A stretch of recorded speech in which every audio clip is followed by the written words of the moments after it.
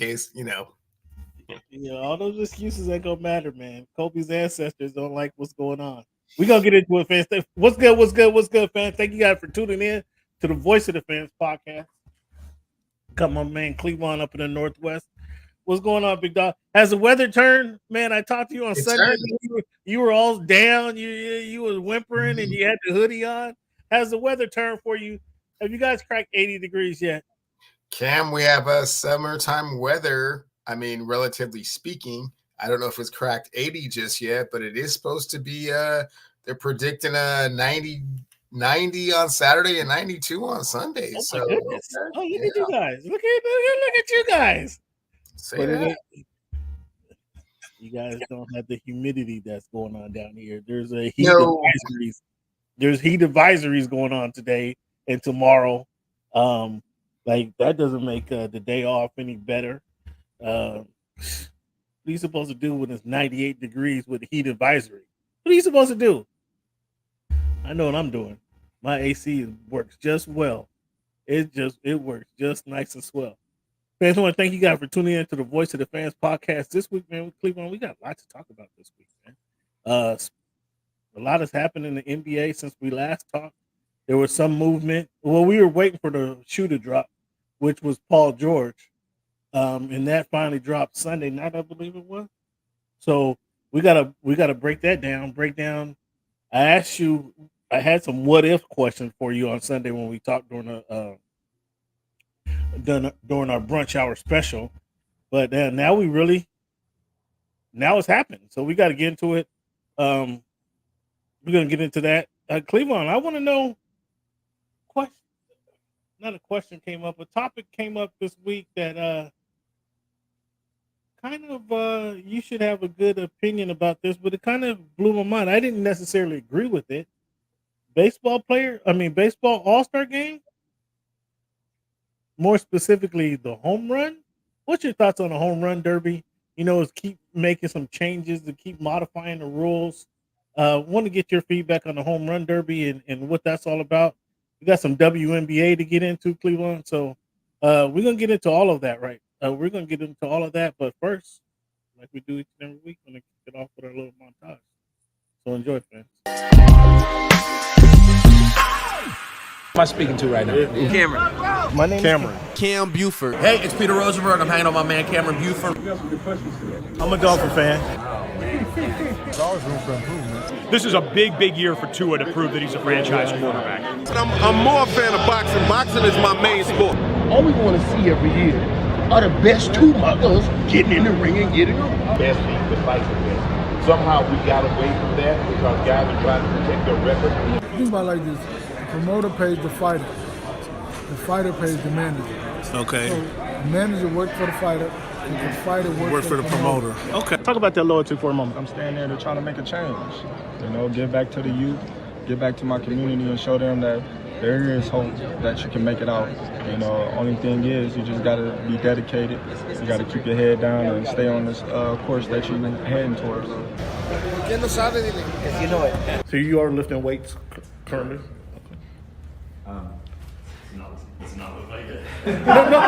When he said it's easier to score in the NBA versus Europe, did you agree with them?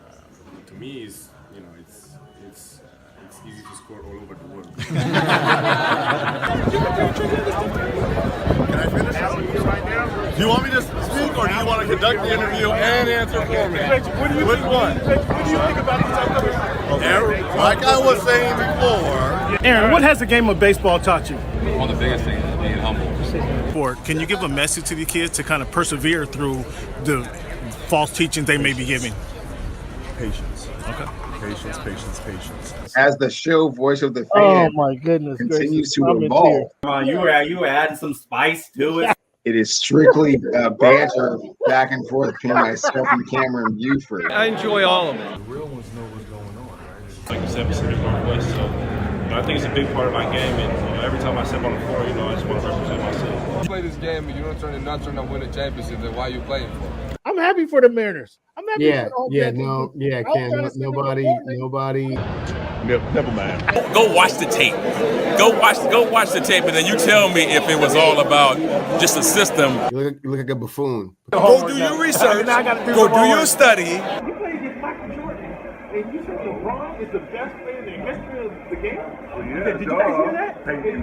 Oh, this guy. Hey, come here. It's okay. It's okay. That's what's good in sports, man. It's the big Snoop Dogg, man. That's what's good in sports. Thank you for making our voice your choice. And really appreciate you listening to the Voice of the Fans podcast. Check it out every single week.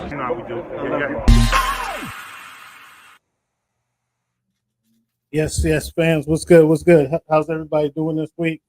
Hope you guys are preparing for a safe holiday weekend. And thank you guys for tuning in, whether you're on the road or at the airport, whether you're getting in the jog in before you put on all those weight tomorrow.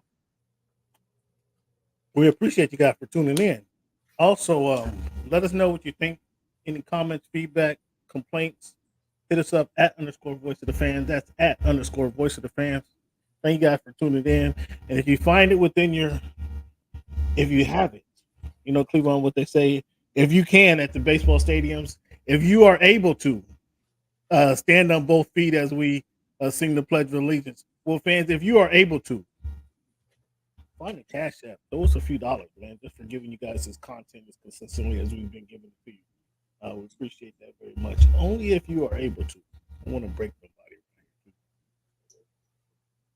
Somebody that's going broke, though, is those well, they're not quite going broke, but because once they sell, they're gonna quadruple their spend, what they spent on the team. They're gonna quadruple that to the Boston Celtics owners, putting the team up for sale after they won the championship. They bought it for $360 million. The Phoenix Suns, which they were, I was going to say, haven't won nothing recently, but they were in the finals 2 years ago. But they sold for $4 billion. What do you think the Boston Celtics are worth? They have been estimated at $4.7 billion. Oh, that's all? They only get a little. They don't even get $2 million more than the Suns. That's it. I mean, that's the valuation. I mean, just kind of like at present, but you know, it's going to be more than that. Once they actually, they look at the fine print and the garden. I'm sure they own the garden. It's going to get way over. It might be $5 or $6 billion. So we'll see. We'll see how that goes. But as I stated, man, this is the NBA is quickly becoming like the NFL when it's year-round conversation, especially this year with the Olympics going on. This is becoming like year-round conversation, right? They had the finals was over close to a month ago, right? Then they go right into the NBA draft. Now a week later is the NBA. Well, finals is like 3 weeks ago. And now we go right into the NBA free agency. So we're going to talk NBA free agency today. Fans, get out your pen and paper. Because in about an hour's time, in about 60 minutes time, I'm going to get Cleavon to talk about some fantasy football and his predictions. He don't want to do it, fans. I'm going to tell you that right now. He scoffed and frowned and gave me the side-eye emojis when I told him we're talking about fantasy football today. He don't want to do it. He don't want to. I'm not sure Cleavon's even going to play in the Voice of the Fans Fantasy Football League. So if you want to play in the Voice of the Fans Fantasy Football League, hit me up at _Voice of the Fans, at _Voice of the Fans on Twitter. Just send me a line, fantasy football, and then I'll follow you. You can follow me, and then we can exchange information because we're bound to have an open spot, and that open spot might be Cleavon. Because Cleavon, have you won the championship? Have you even been in a final game? Have you won a championship? I have. 2 years ago, I won the fantasy football championship. Huh? What are you talking about? 2 years ago, I won. When they had to cancel the game, it would have been a clear victory, but there were some technicalities because when they had to cancel the game. The scores were the scores were. I mean, last year you were getting beat up so tough. You went to your other league. Let me show you what's going on in my other league. The question remains. After well in this league, see, fans. See, I know how to draft sometimes. The fact remains, Cleveland. Answer the question. Stop this. You ain't gonna win it this year. Bet that. Cleveland Trump. Here we go. Cleveland Trump. The deflection Trump over here. What about ism? Have you won a championship in the Voice of the Fans Fantasy Football League, Cleveland? Not in the Voice of the Fans. No, I mean certainly not. That's what we're talking about here. That's what we're talking about. You just admonished me for talking about another league. What are you gonna bring? You gonna bring up another league now? No. You asked specifically about this league. I didn't turn to the other championships that I've won in other leagues and throw them in your face. I just point out how victorious I am in not only one but multiple leagues around here. That's all I'm doing. That's all I do. So again, fans, you can hear Cleveland's frustration already. You can he might bow out. He might bow out, but even before we bow out, we're going to talk about fantasy football, some of the best predictions. We got some boxing talk. We're going to talk Major League Baseball. I miss somebody. Again, something. I know Cleveland. We got to give Cleveland a round of applause for coming on. Because there's some sensitive topics that Cleveland don't like to talk about, and Cleveland don't want to talk about the Major League Baseball the guy who's leading Major League Baseball MVP in the clubhouse right now. He doesn't like to talk about that greatest guy. And imagine if this guy was pitching this season. Imagine, they try to throw my man under the bus when his interpreter was betting on games, and they're trying to blame him for that. But that allegation didn't stick. The allegations didn't stick because they weren't worth it. They weren't worth the paper. Well, for some people, for some people, that was kind of the whole point, right? The smoke and mirrors blow everything, sweep everything on the rug. Again, the fall guy, and the fall guy fell. The fall guy fell. Well, again, the allegations didn't stick, and you and the rest of because the fall guy went and jumped on the bed of nails. The fall guy jumped on the bed of nails. No, because he didn't. He was found not guilty, and the case was thrown out. That's why. And so again, you try to throw arrows, swinging arrows at the greatest baseball player to ever play the game. Ray was getting his cut. With all due respect to Willie Mays, and with all due respect to Ernie Banks and Ted Williams, the greatest guy to ever play put on stirrups is playing today, fans. And we're going to talk about that greatest guy in a little bit tonight as well.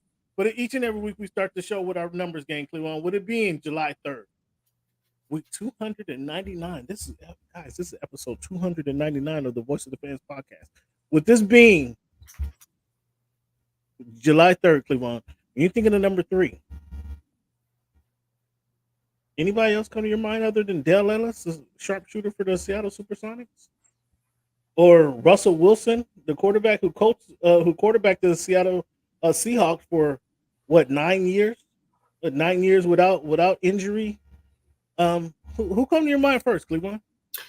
Cam, just because I've been listening to so much sports talk radio these last couple of days, and this is kind of the time when everything starts to percolate and kind of come in from all sides, and everybody wants to talk about everything. Well, yeah, Russell Wilson comes to mind first, just because they're talking about can he resurrect his career and what went wrong with him and Sean Payton in Denver, and is he just too full of himself, et cetera, et cetera. So he's the first person to come to mind, just because I've heard so much about him.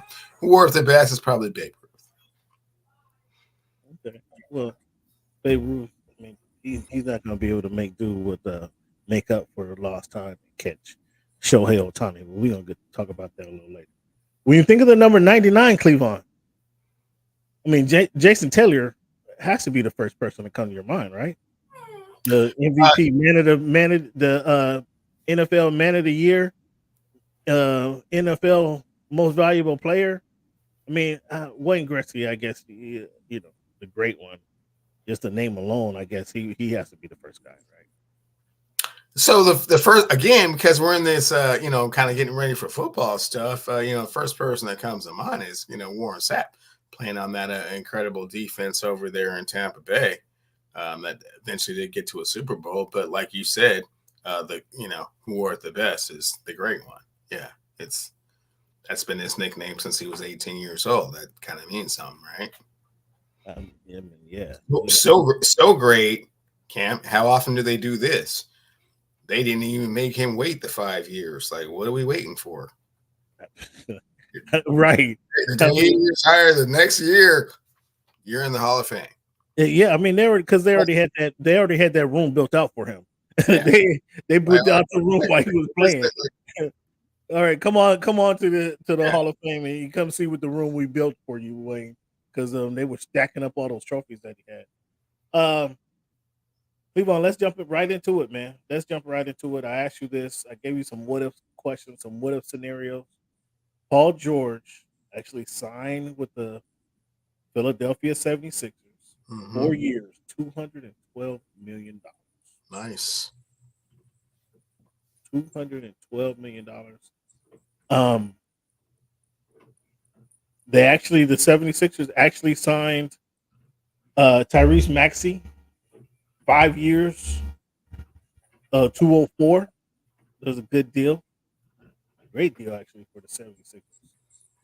Eric Gordon ends up over there with Daryl Morey again. I'm sure Daryl Morey picked him up from the airport personally. They picked up Andre Drummond as well. Where do you think this moves them in the Eastern Conference? What does this make them? I don't think they're better than Boston, but they're certainly better than the New York Knicks. They're certainly better than your Milwaukee Bucks. They're certainly better than your Cleveland Cavaliers, who had a big signing that we're going to get to later. They're certainly better than your Orlando Magic. Where does this? I mean, am I missing anybody? I don't think they're ahead of the Boston Celtics again. So I think this puts them squarely at number 2 in the Eastern Conference. What do you think? If healthy, number 1. If healthy, number 1. You got them ahead of the Celtics? Oh yeah. Oh.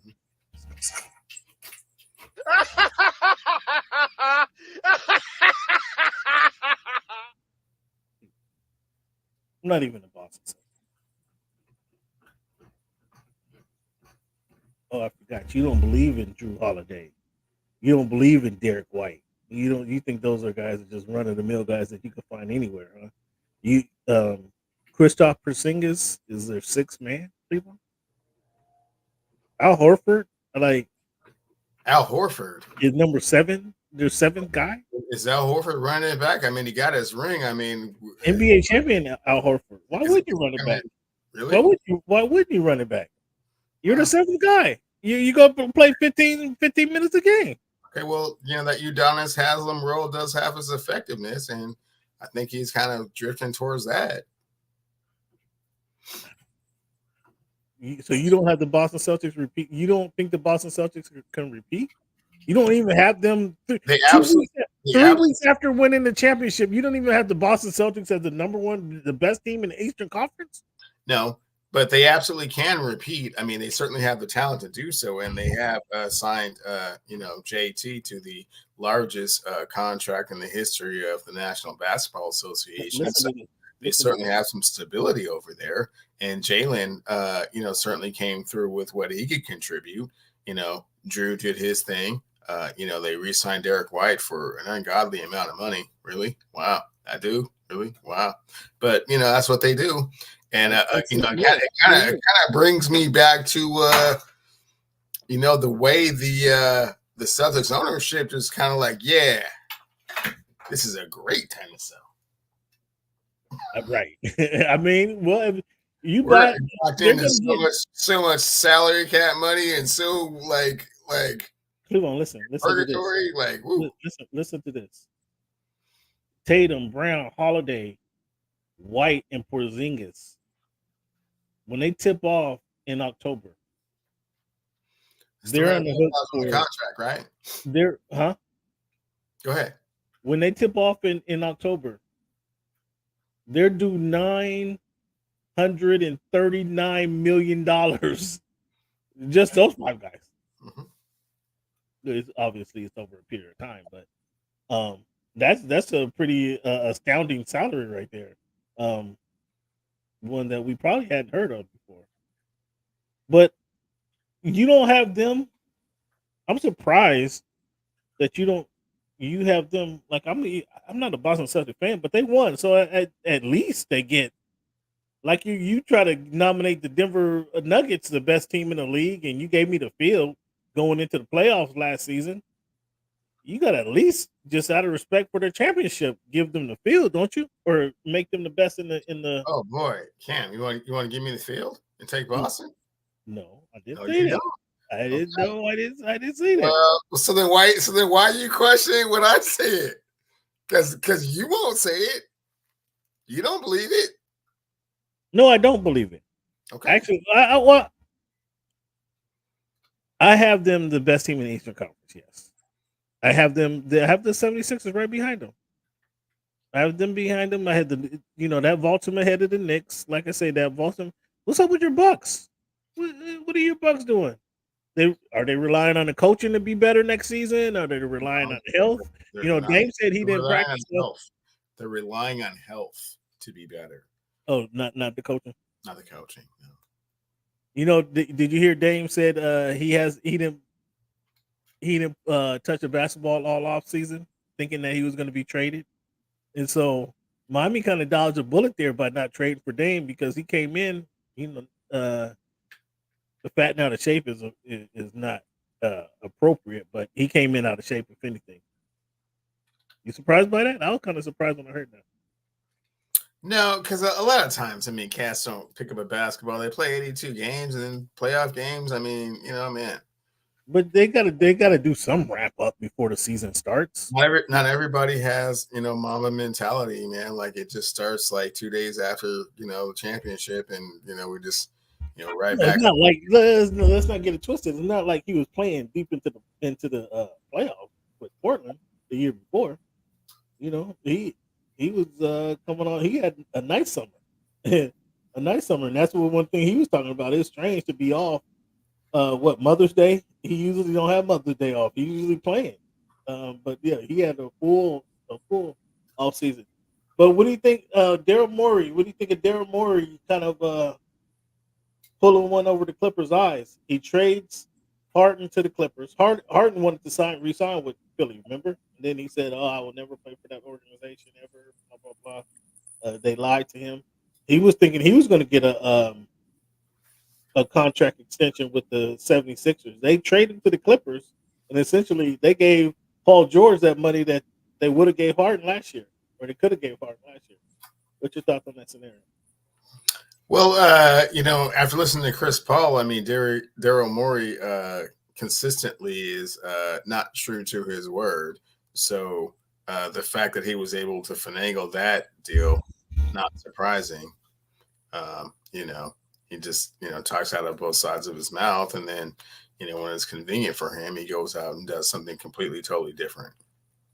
Danny Ainge was very similar when he was the GM president with Celtics. So on the flip side of that, the Clippers, they lose Paul George. The Clippers then re-signed James Harden for 2 years, $70 million. They signed Derrick Jones Jr. Do you know where he played last year? With the Mavericks. According to you, probably an integral part of that championship run. Listen to you. And now he's like plug him into the LA Clippers. Wow. Why don't you bring that energy and intensity and hustle and want to our team?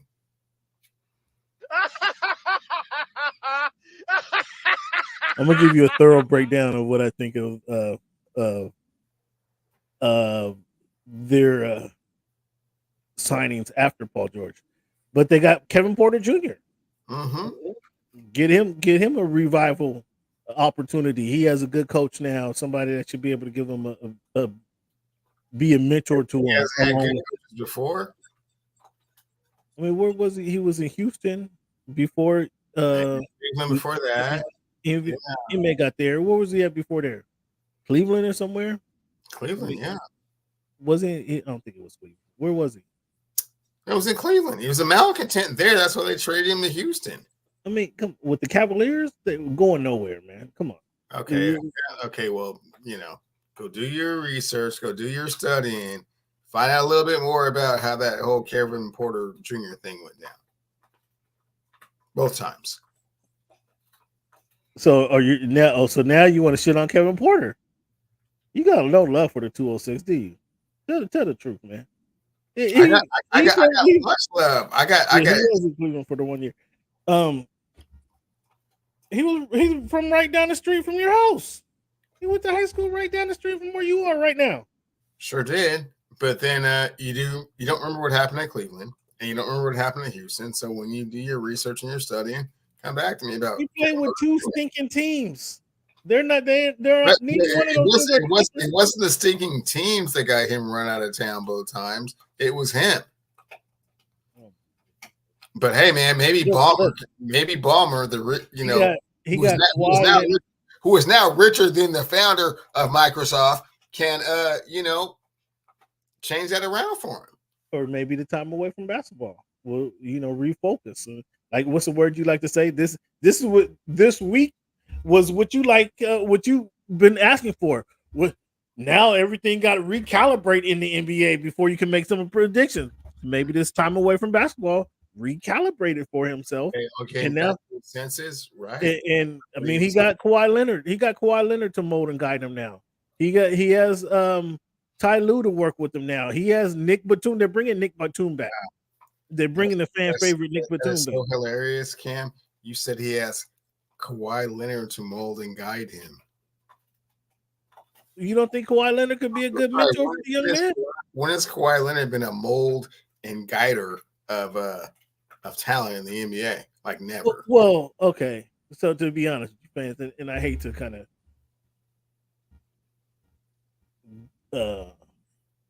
I hate to kind of name drop, but I had a conversation with somebody a couple of days ago. Okay. Kawhi Leonard won his little sabbatical. He had just had a 34th birthday. Excuse me. I believe it was Costa Rica. He went on a little sabbatical, but now he's with Team USA. So he's there warming up with Team USA. And Cleveland, are you familiar with what happens when you go play with the Team USA? With Team USA, you're playing against. You not only are you playing for the country, you're playing against more talented players than you typically play with, right? You're playing with the world's best, and everybody gets to share conversations of how their teams got better. How their teams get better is their rub off their talent and their influence onto the other players. So Kawhi Leonard has an open mind. He's ready to be the mentor. He's ready to be the leader that he has yet to be with the Los Angeles Clippers. Now that Paul George is gone, and he was hoping Paul George would take some of that burden off his shoulders, but he's left now to be the only championship winner on that Clippers team, and this is he's gonna have to do it. All this is gonna have to rub off on other players. So Kawhi Leonard, being the highest paid player on the team, is gonna have to assume that leadership responsibility. And from what I'm told, he's ready for the opportunity. He's ready for that opportunity, ready to fill that void and be the mentor, the leader that he hasn't been. And then he's going to continue to lead by example. So there's a lot of positive to be thought of when you look at the outlook of the Los Angeles Clippers.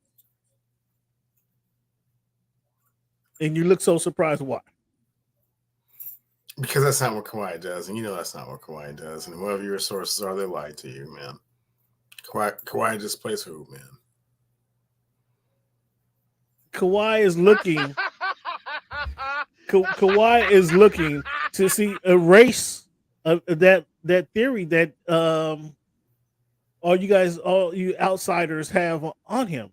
He's ready to avert that thought process that you guys have on, and he's ready to do better and give more to the squad. He's ready to give more to the squad because he's getting older now. He's maturing, Cleveland, and so he has to really to be very honest with you. The Russell Westbrook opts into the deal, but it sounds like It sounds Thank like goodness. Thank No, goodness. it sound like Russell. Bring that energy and intensity. Bring that South Central to them. Nope, they got these young guys on the team now. Russell has his bag packs. I think Ballmer went and packed his bags, and he's going to try to ship them on to your Denver Nuggets, who can't wait to have them. Can't wait. That would be good for them. Denver. Well, let's talk about Denver real quick and the step back that they're doing. I was going to get to the odds, but we'll talk about the odds in a minute. Denver has to. They are no longer the best team in the West, so I'm gonna get to these Vegas odds. They're no longer the best team in the Western Conference because they lost Bruce Brown a year ago. Last offseason, they lost Bruce Brown, who was, again, I know you don't like it, but he was a culture builder. He was a heart and soul. He was a hustle, the defender, the defensive guy in that squad. He's gone. They lost him. They thought Christian Braun could step in and fill that role. They looked to Watson step in and fill that role. Well, and then they had Caldwell Pope. You know, Caldwell Pope was an older version of Bruce Brown. Well, Caldwell Pope went on down to Orlando. He wasn't the son of fun. He didn't want to hang out in the snow no more. So now they lost two of those key role players. I know you don't think role players matter, but they lost two key role players to their championship team. I'd asked Jeff Green, but he was gone last year, so we saw what happened. Are you expecting Jokic to do everything, and Murray, he can't seem to stay healthy in crunch time? We're gonna have to look at Murray like you look at like you laugh at Paul George and Kawhi Leonard not being ready to perform in the playoffs. And Jokic, I mean, Jokic can't do everything. What Tom Brady's wife say about about him in the Super Bowl? You can't throw the ball and catch it too. Well, Jokic can't. Jokic can't go off of 50 points a night, 15 rebounds and another 15 assists. He can't do that every night. So they needed these young guys to stand up. What's your thoughts on what Denver's doing or not doing? I am a little bit concerned for them. If I was a Denver Nuggets fan, I'd be like, wow. I mean, you see everyone else improve. We haven't improved, and you haven't even really solidified the infrastructure. Now you're not a Denver Nuggets fan? Now you're not a Denver. Is that what you just told me? Is that what you just said to these fans on this airwaves? Now you're not a Denver Nuggets fan? When these fans less than 3 months ago remember distinctly you giving me the field. You said that there's no way that they're not going to win a title.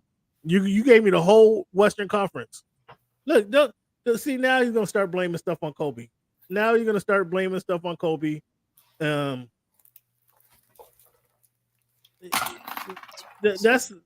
unacceptable. Now you're going to start blaming stuff on a little new puppy. Oh, distracting him, and he lost track. No. I'm still right with you. I'm still right with you. So how are you going to say that? How are you disclaiming the Denver Nuggets?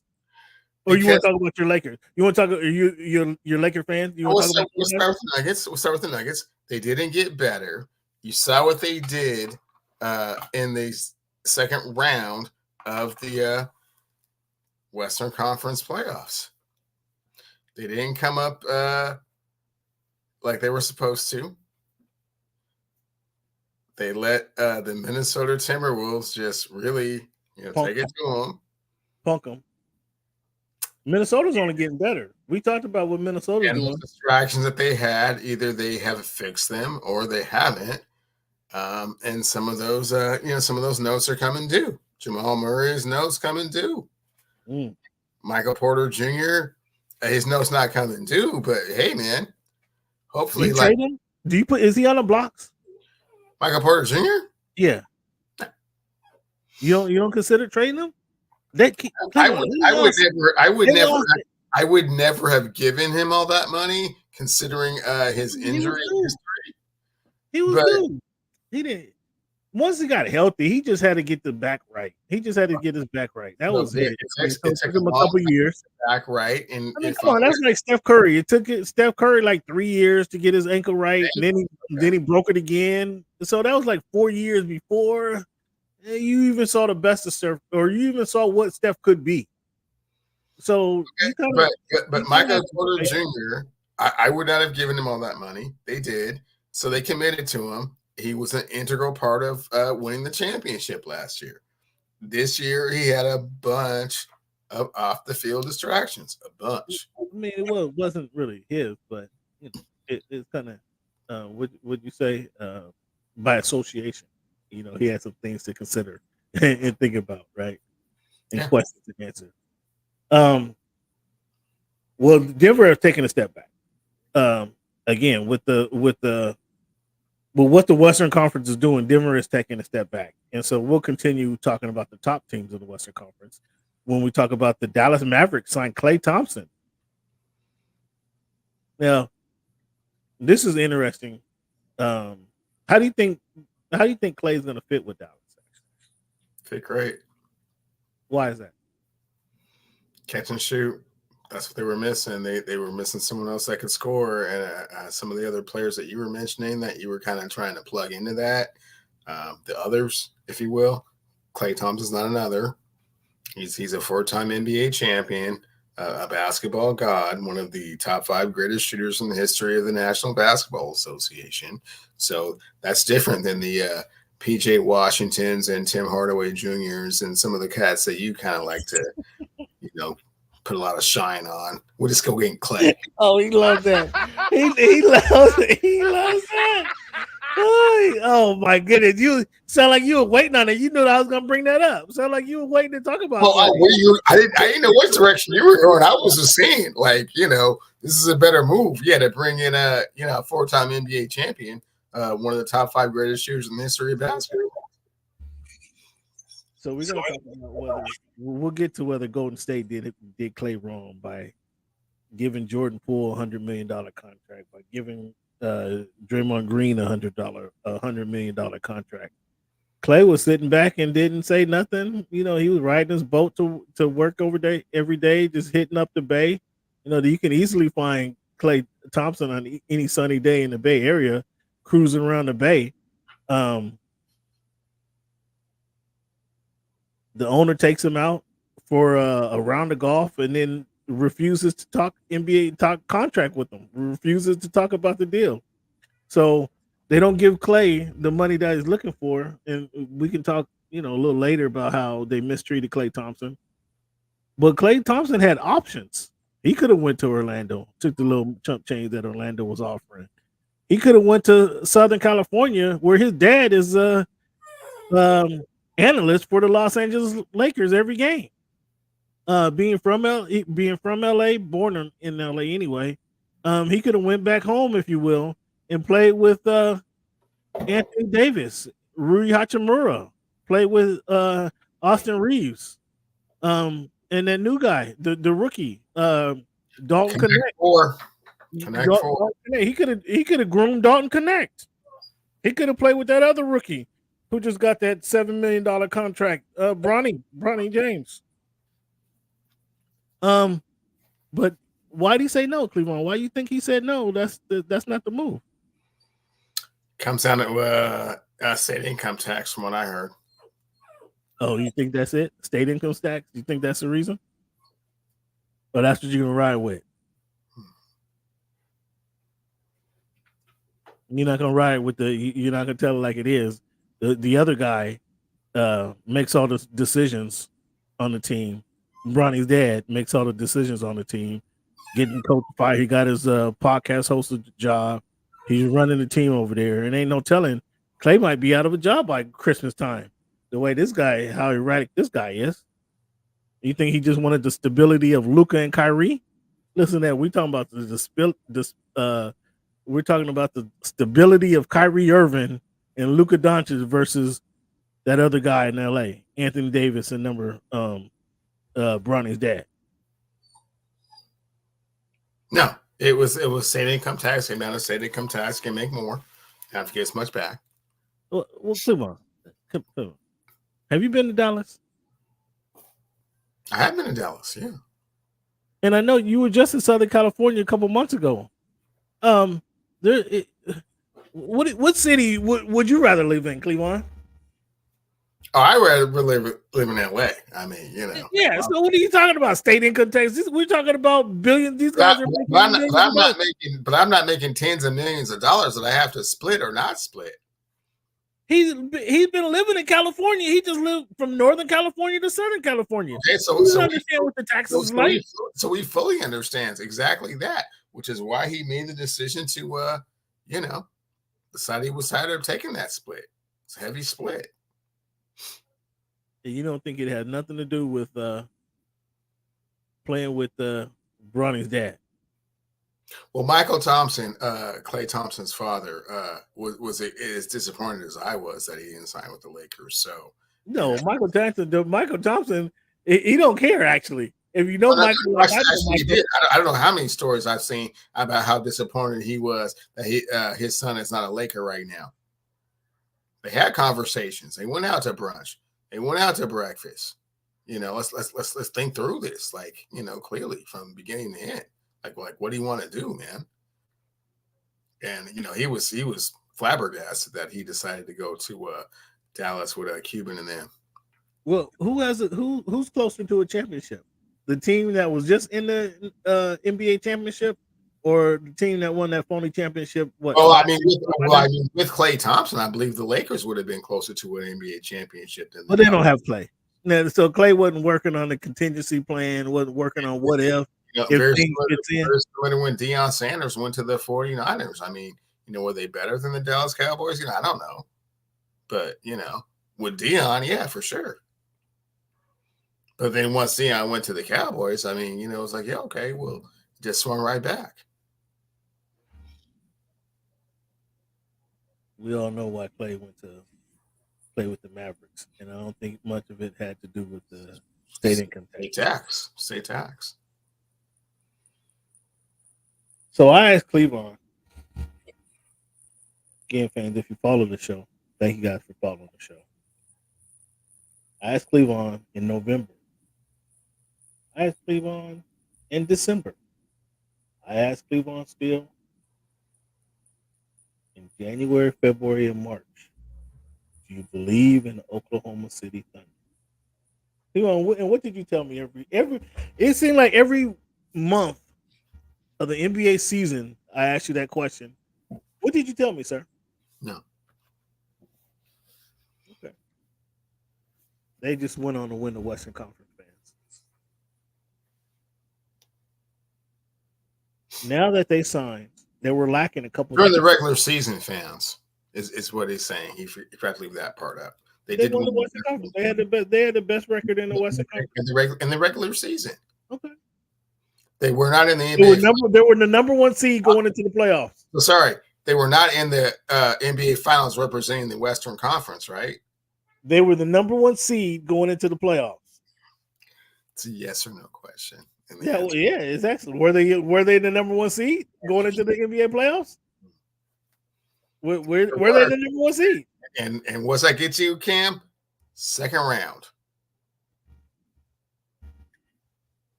And now, because they hadn't we all anticipated them having a heartbreak loss. In the NBA, you kind of have to have the heartbreak loss before you go on the way. Boston got kicked out of the playoffs in the first round by the Miami Heat last year. Came back and won the championship. Denver had some hurdles to get over before they won the championship. So it happens. It's kind of a rite of passage. You have to. It's not unusual. It does happen from time to time. I don't recall Madge going through that. I don't recall Larry Bird going through too many of those. Tim Duncan. It just Kobe. It just depends. On who that player is. You don't remember Kobe throwing up air balls against Utah? You don't remember that? Oh, that's like 2-3 years. Yeah, and then he got straight. Okay, but was that not a heartbreak loss? I mean, kind of, sort of. Oh, okay. Right. I believe that was in the second round, if my memory serves me correctly. So now that they went through that, the Oklahoma City Thunder, they acquired. I believe you might be familiar with this dude that they acquired, Alex Caruso. Do you remember that guy? I think you shed a couple tears and you poured some liquor out. I believe he did play point guard for Texas A&M at college. Mm-hmm. And you poured some liquor out when he got traded to the Chicago Bulls, didn't you? Oh no, you don't remember you don't remember that? Well, key factor, a defensive stopper in the backcourt. Derek White-ish. And I mean, pardon the pun, Derek White-ish. Okay, who just won a championship, who Cleveland give no respect to. And Isaiah Hartenstein. Now, you won't know this. But Hartenstein was a former Clipper. I think he played 2 years with the Los Angeles Clippers. And I was telling the Clippers media, and this is, I was telling the Clippers media that Zubac better turn his game up because Hartenstein is coming for that starting role. Oh, Cameron, you don't know what you're talking about. Oh, you don't know Zubac is locked in. Well, Zubac talked to somebody. Zubac pulled one of those Russian oligarch moves. Look here. You got to get this guy out of town. You got to get this guy out of town. And sure enough, the next season, that guy was shipped out of town. He ended up in the New York, on the New York Knicks bench. I knew what he can do. But he was hidden behind Mitchell Robinson, who had been in the Knicks center for the past 6 years. And once he got his opportunity, once Mitchell Robinson went out and Hartenstein went in there and showed what he can do, his defense, his activity, his hustle, his muscle down low. That was a key contributor for the New York Knicks, making their run in the playoffs last year. And again, Cleveland don't appreciate those activities, those intangibles within the players. But that's what the OKC Thunder got. You already said that Chet Holmgren was lighting the cakes, and he needed to eat some mashed potatoes and baked potatoes. So now we're not so worried about that now. They're not so worried about that. They got Hartenstein to come in there and do the dirty work. He can play beside Chet, or he can spell Chet. Who we playing on that night? That's how it's gonna go. And now they have somebody. They got rid of Giddey.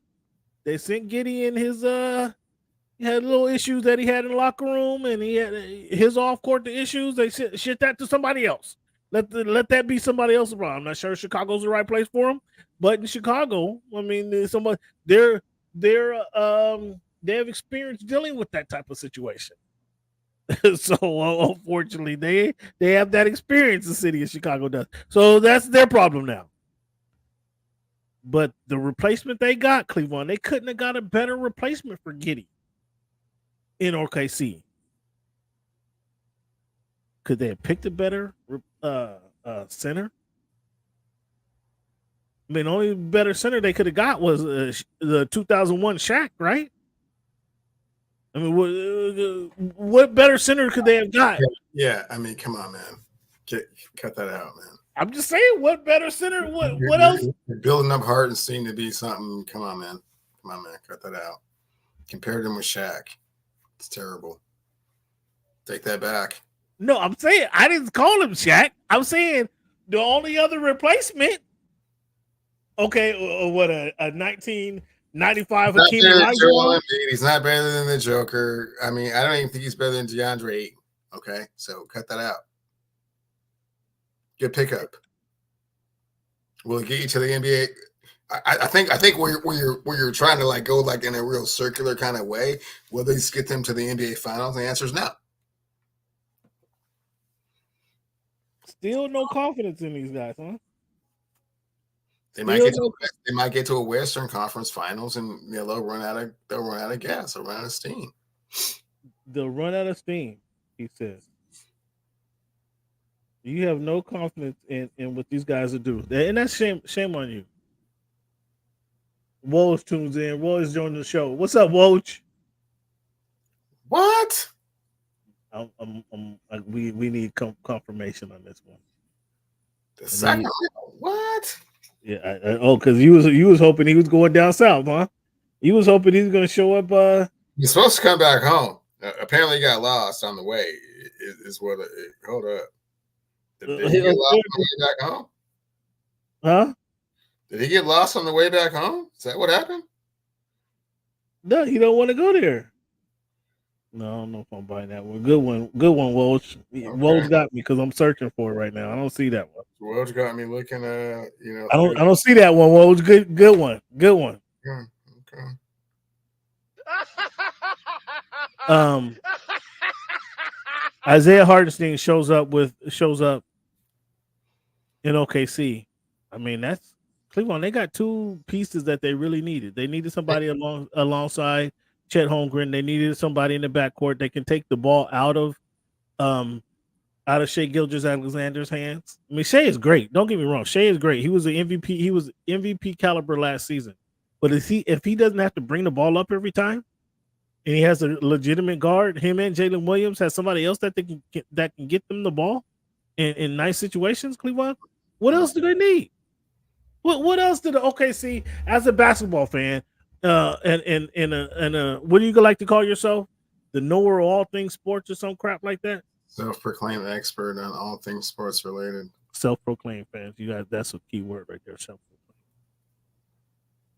What you tell me? What else you think they need? Help me out.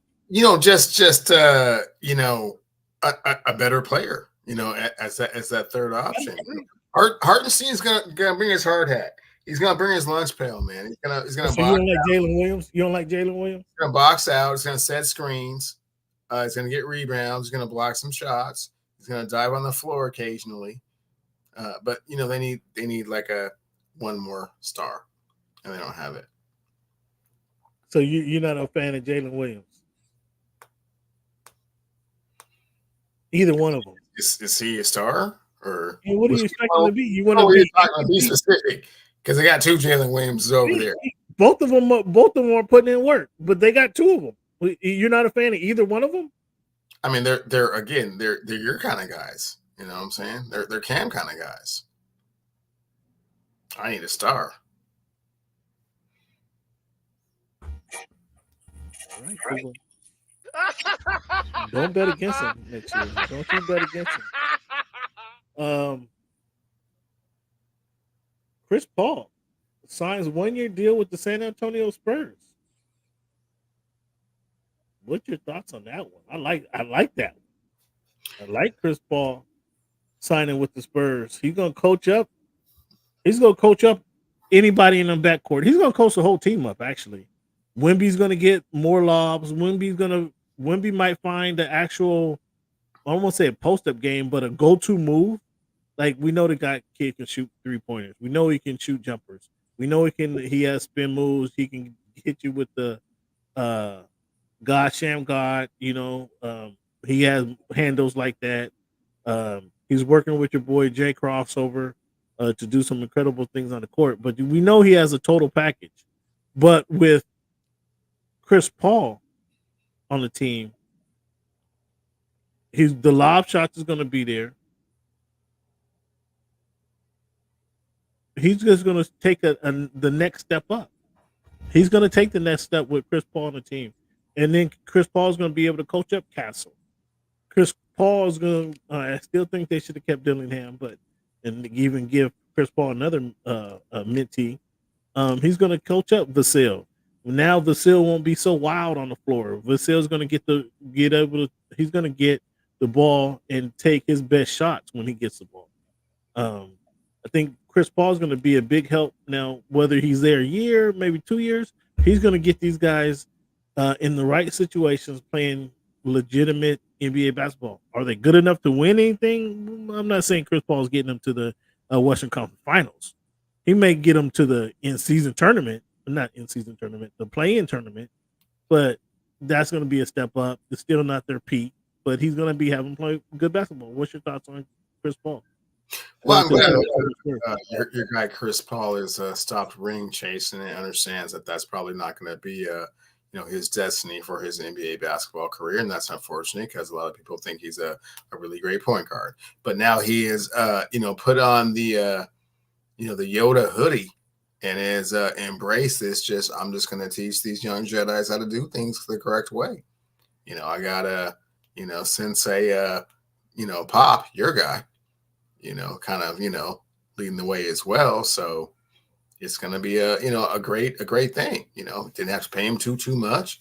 He gets to come down there to San Antonio for a minute and, kind of leave his imprint on this team, and he can feel proud.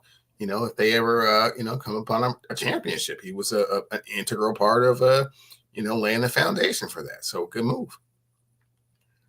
Yeah, I think it's a good move for those guys. We talked about Jalen Brunson getting, not Jalen Brunson. We're talking about Tatum getting his 5 years, $314 million. Derek White gets his 4 years, $126. Cleveland doesn't like those. At least he don't like Derek White. I know that. Caldwell Pope going to the Magic, 3 years, $66 million. Does that fill their void that they have? No. It was kind of a weird move. They're kind of in a weird kind of a transitional kind of a spot. I think they needed a player with a little bit more skill. I mean, Caldwell Pope is a good defensive player. Surprisingly, my surprise when Caldwell Pope is his 3-point shot percentage continues to go up in his career, and that's basically because he was playing with good players with Jokic, right? One of the top players in the league. So nobody's really defending him per se. They are allowing him to do spot up shooting, and so he's worked on that. He's gotten better ever since we played with the Lakers and helped you guys win your championship. He's gotten better because he can shoot that spot up jumper and he plays good defense. And he's usually harassing the other opponent's wing defender or wing scorer. And he plays good defense. So they got him for that. Will that 3-point shooting continue to rise with playing with Paolo Banchero? We know Paolo took a step up. Does he have another step to take? And that's how Tavius Pope was getting better playing with LeBron. His 3-point shooting rose. He rose even higher playing with Nikola Jokic. Now we'll see what it does with Paolo. What you think on that?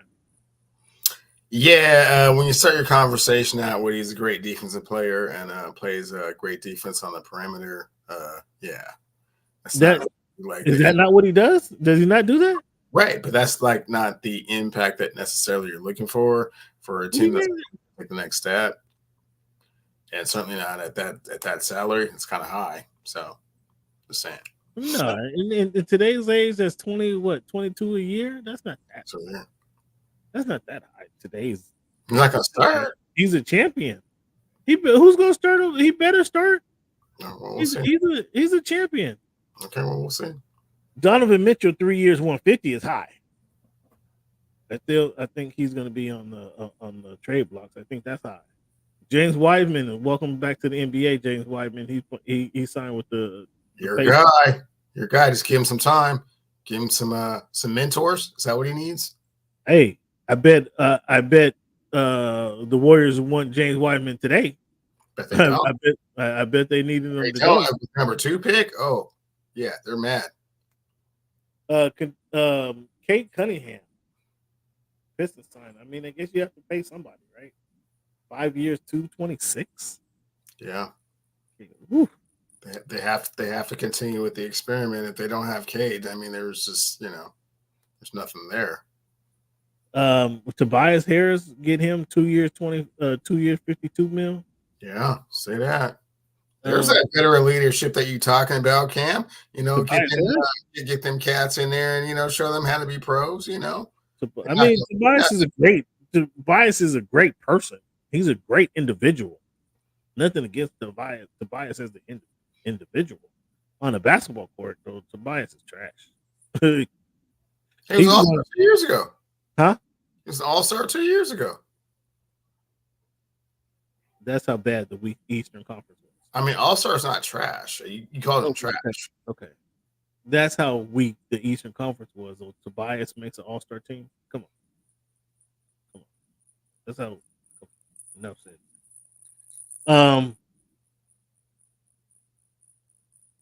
Bronny's dad signed. Who said he was going to take a discount.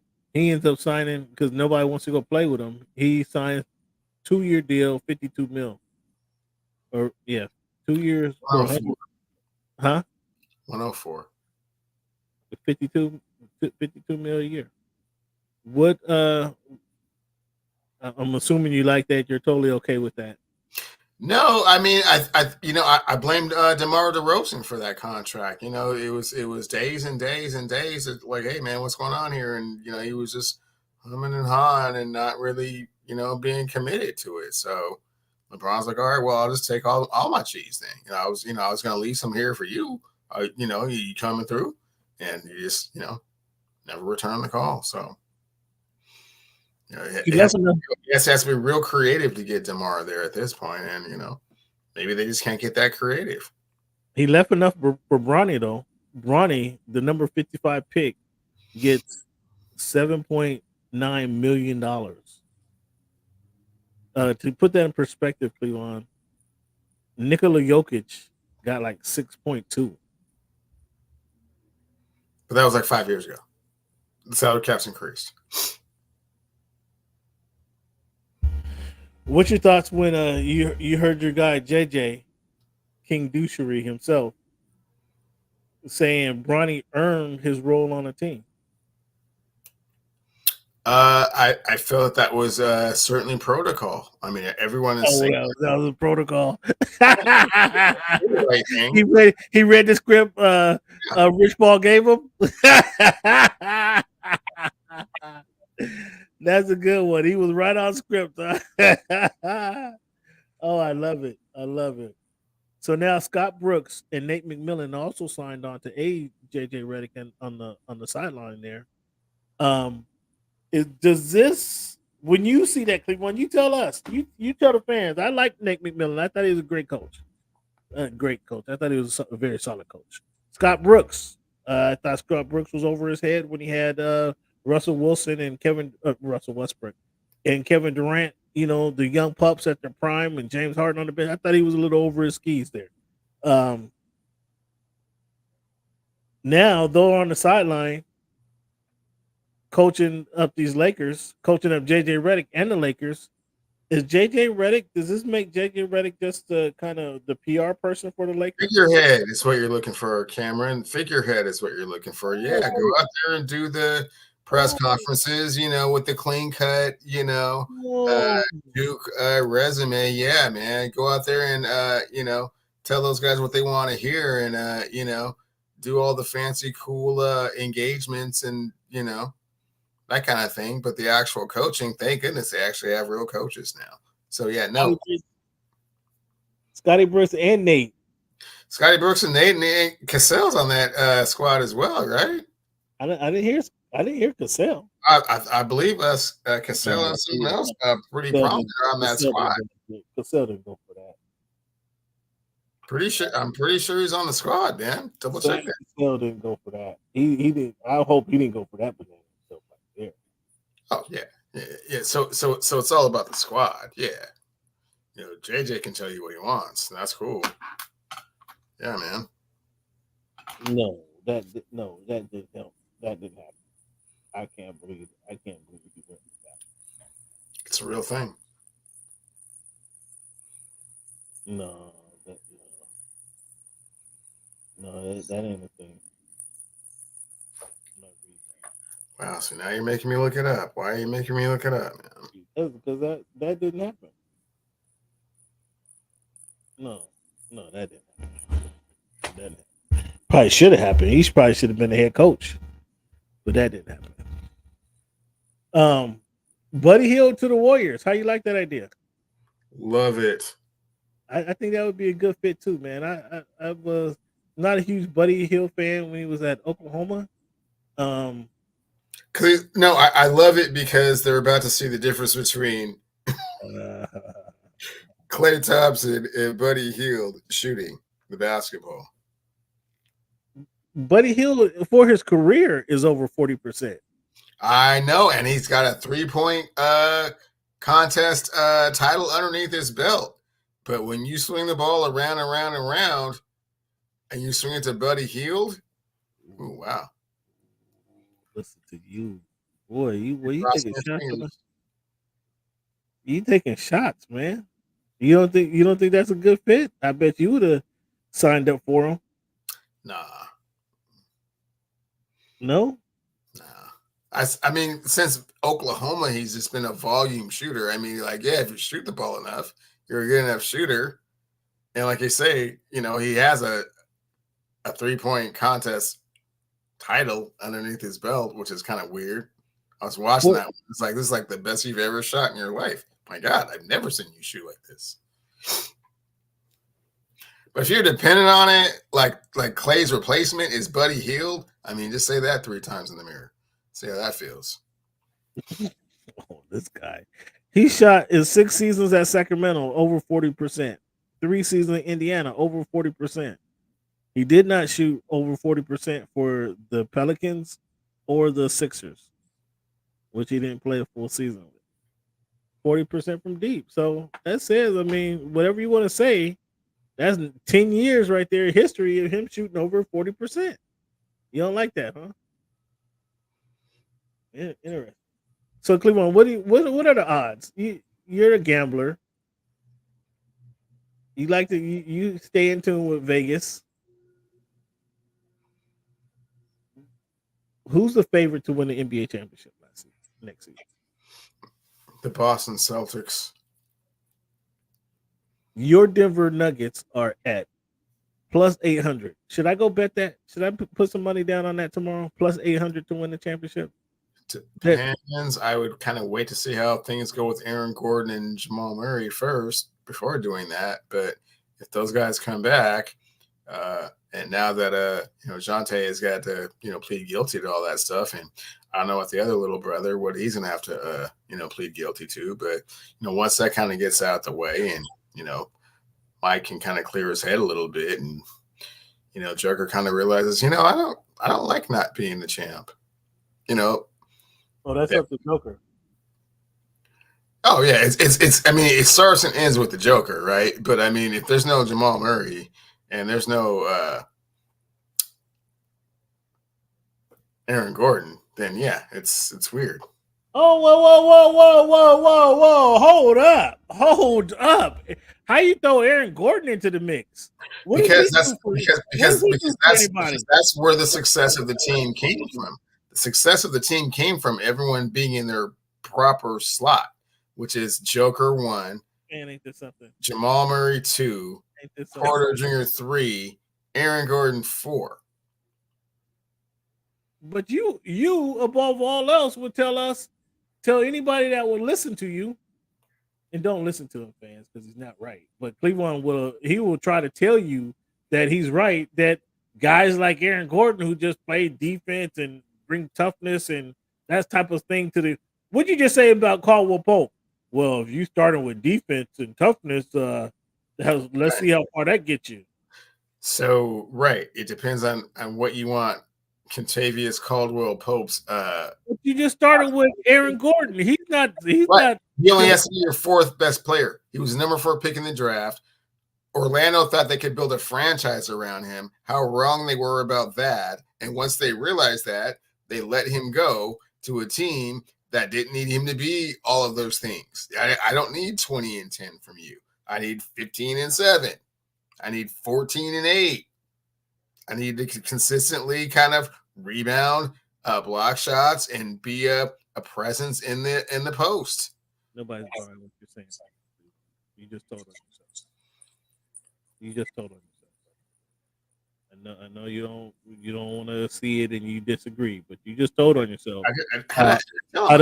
How those guys like Aaron Gordon, their toughness and what they bring, their toughness and when they bring the guys like that who bring the hard work, that works. That works. How how are you going to say Aaron, you brought up Aaron Gordon? I didn't mention Aaron Gordon. You brought up Aaron Gordon. And how are you going to discount what Hartenstein could do in OKC when he does the exact same thing? And he's bigger, taller. Aaron Gordon is better than Hartenstein. Not even close. What? Because he won a couple. He won a dunk contest. He actually didn't. No, he got robbed. He got robbed in dunk contest. Neither one of those, but yeah. So, what? Because he participated in a couple of the best dunk contests the NBA has seen. That's how you're gonna say so he's a better dunker. I mean, come on. He don't rebound. He don't block shots. So he's not more athletic than Hartenstein. Is that what you're saying? Is that? He's not as big, but I mean, and right, that matters. What they're trying to do. He doesn't play as good as defense. He doesn't block the number of shots that Hartenstein does. He doesn't impact the number of shots that Hartenstein. I wanted to guess without even looking at it. I'll pull it up right now. He probably gets more rebounds than in a career. He probably gets more rebounds than Hartenstein. So how are you going to do that? And I'm not going to. The fans are furious, Cleveland, for you trying to discount what players players that impact the team, what they actually mean to their team. The fans are not happy with that. But this is a team that's already won an NBA championship. 6.3. He's 13, 6.5, and 3.5. That's Aaron Gordon. Let me see what Hartenstein. Let me see what our old Hartenstein, what he brings to the table. Let me see what old Hartenstein, Isaiah. There you go, Isaiah. Again, just as I stated, I know he gets more rebounds. He don't get the points that he did because they don't go to him like that. But he gets 8.3 blocks a game, and that's what 8.3 rebounds a game, and 2.5 assists. I told you without. Come on, man. Okay, well, I mean, if you think Hartenstein's a better player than Aaron Gordon, then that you probably shouldn't be a general manager.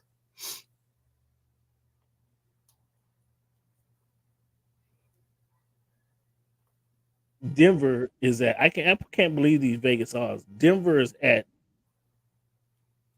plus 800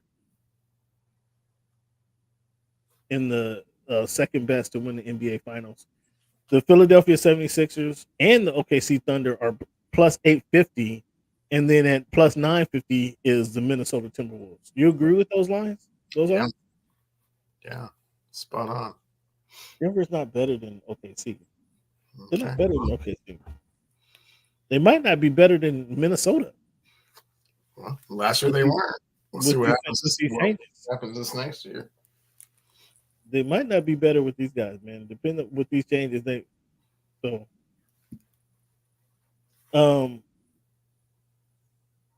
Cleveland. Word is in South Florida, man, that Tua won't be getting signed before the season begins. Mm-hmm. They can tag him. They can franchise tag him in the offseason next year. Good move. Is that good GMing by the Dolphins? What do you think? Terrible. It's completely ruining the chemistry of the team at a very critical time. What did a man say? This is a critical year for Tua. Mm-hmm. Yeah, how are they ruining the team though? Ruining the chemistry. Don't you have to earn that salary? You do. So they ain't ruined it. I mean, you haven't heard Tyreek was talking all before he played with Tua.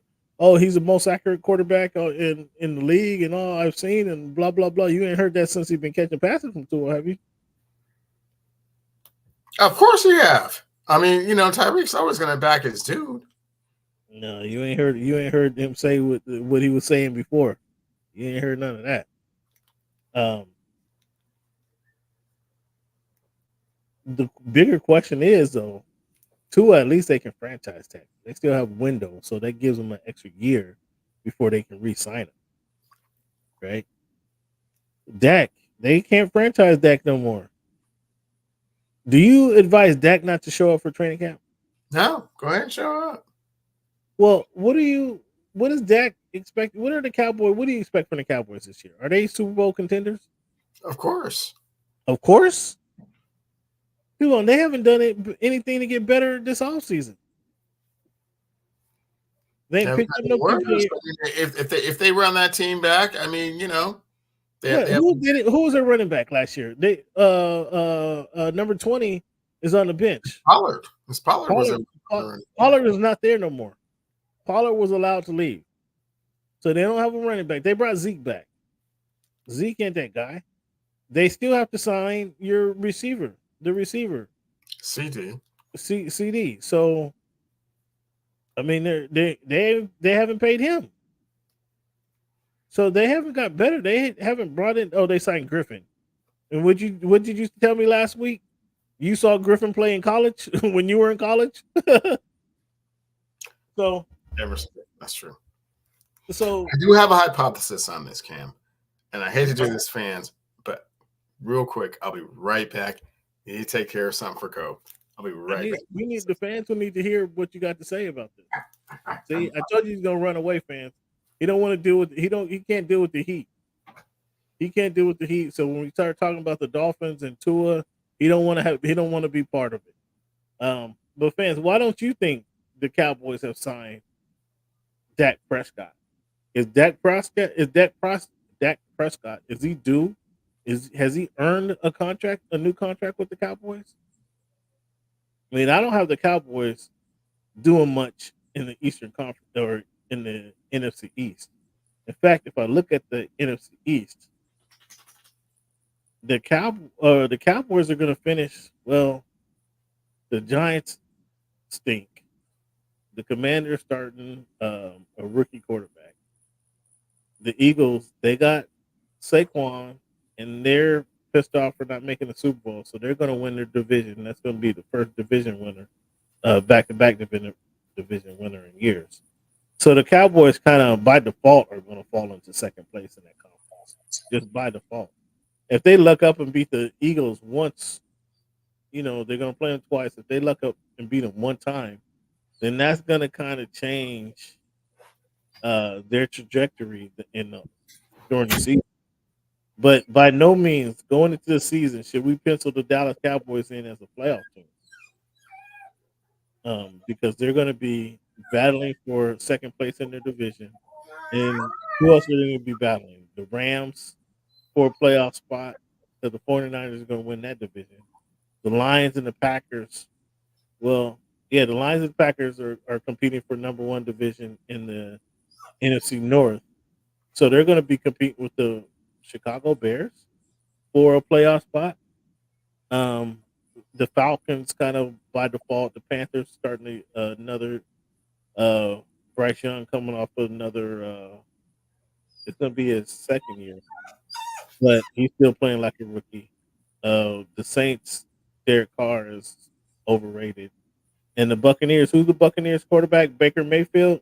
Yeah, are they beating that combination, beating the Atlanta Falcons for the NFC South division? I don't think so.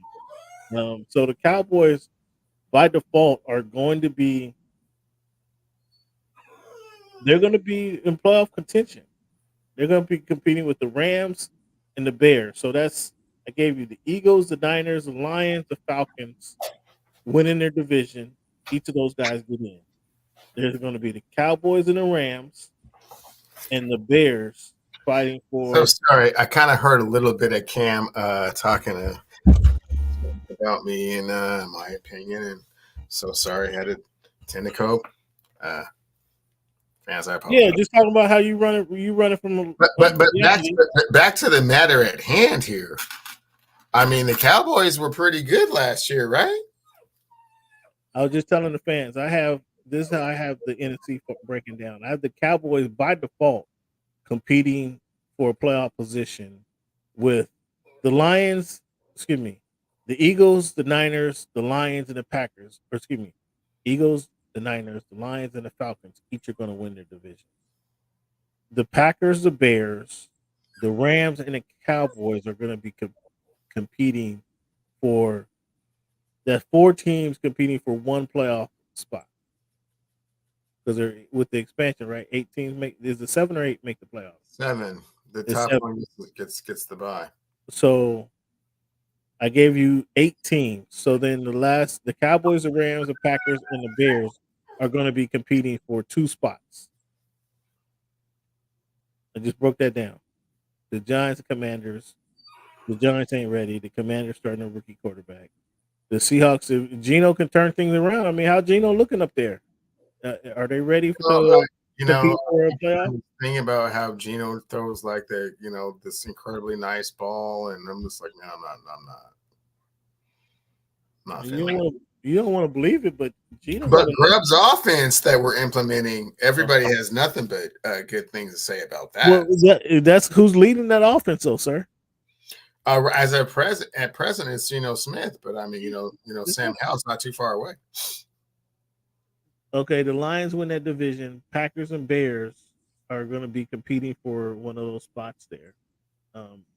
Some people say how the Bears going to the Super Bowl, which is ridiculous. Cleveland has the Bears making the playoffs, which is just as preposterous. So, but I do think they're going to be competing for a playoff spot over the Panthers, Saints, and Buccaneers, the Vikings, the Cardinals, the Commanders, the Giants. I'll go with the rookie quarterback and the rebuilding that the Bears have done over the last couple months to be a playoff team. I'll give you that. I'll give them that. But the Cowboys are going to be right there just kind of by default. Just by default. And if Dak can get them over, I mean, this is a good opportunity for Dak to shine. This is a good opportunity for Dak to shine.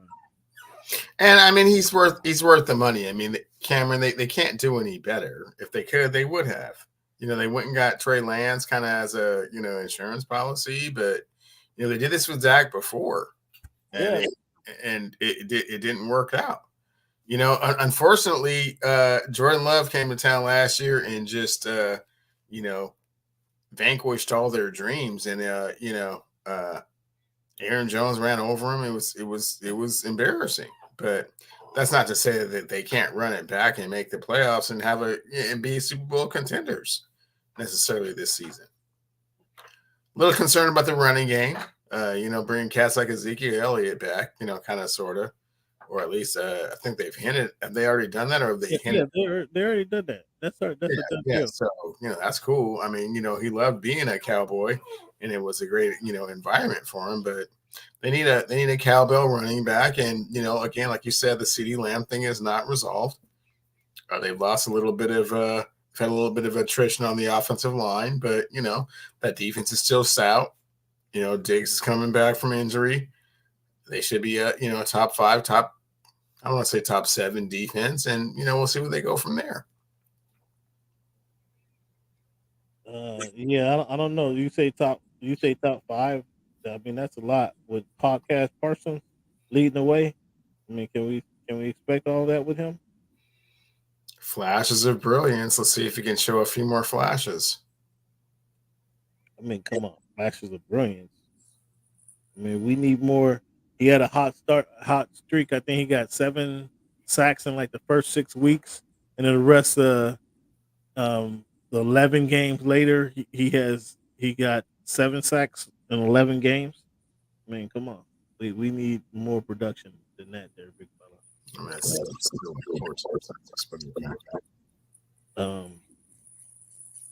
Yeah, but that's a long way. That's not on the pace that it was at. So, what are you talking about? Are you're okay with his production, huh? Well, I know you are. I'm just I call it like I see it. The cats don't like when I say that. Podcast Parsons is kind of. Well, hey man, I mean, you can poke your chest out on July the 3rd. That's cool, but I mean, training camp ain't started. Hey, we don't know what's going on here. All right, Cleveland. All right, fans. This is the moment you have been waiting for. Cleveland don't want to do it, but he's being forced. He's been forced to do it right now. What are we doing?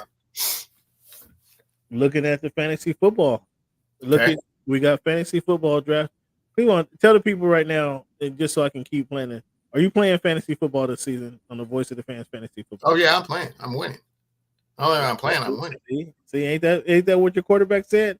Oh, we're gonna win the toss and we're gonna score.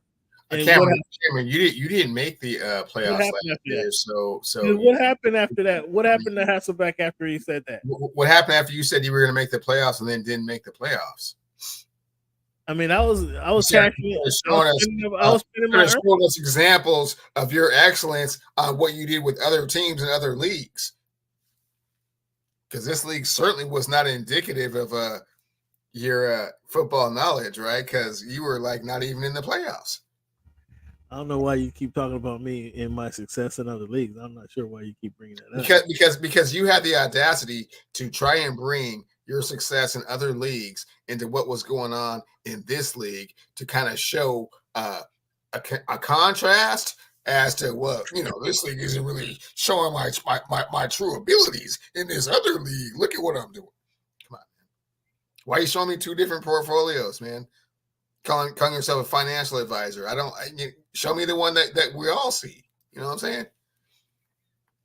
Everybody saw it. Everybody saw it. Everybody saw you go to your other league. Yeah.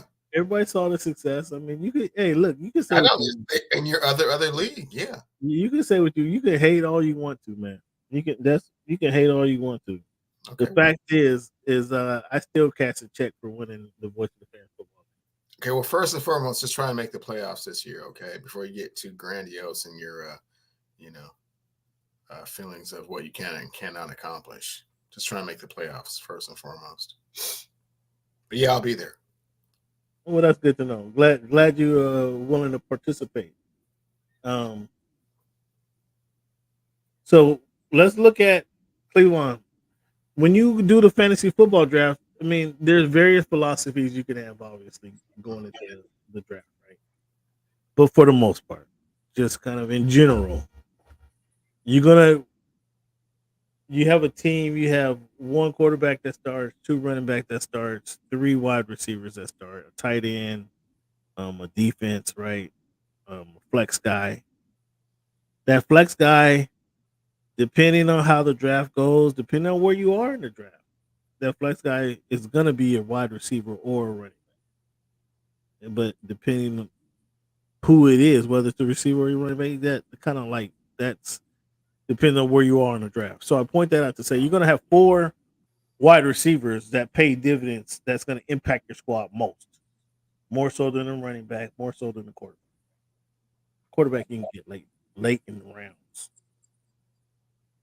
You can draft a Kirk Cousins in round 15 and still survive. So I would say, me personally, I would say you want to focus on your wide receivers early. If you come in the late rounds, if it's a 12-man draft, 12-person draft, the big time wide receivers are going to be gone. So then you might apply that focus to a running back and come back and get a wide receiver if you're doing a snake draft on the next round. What's your philosophy on that, Cleveland?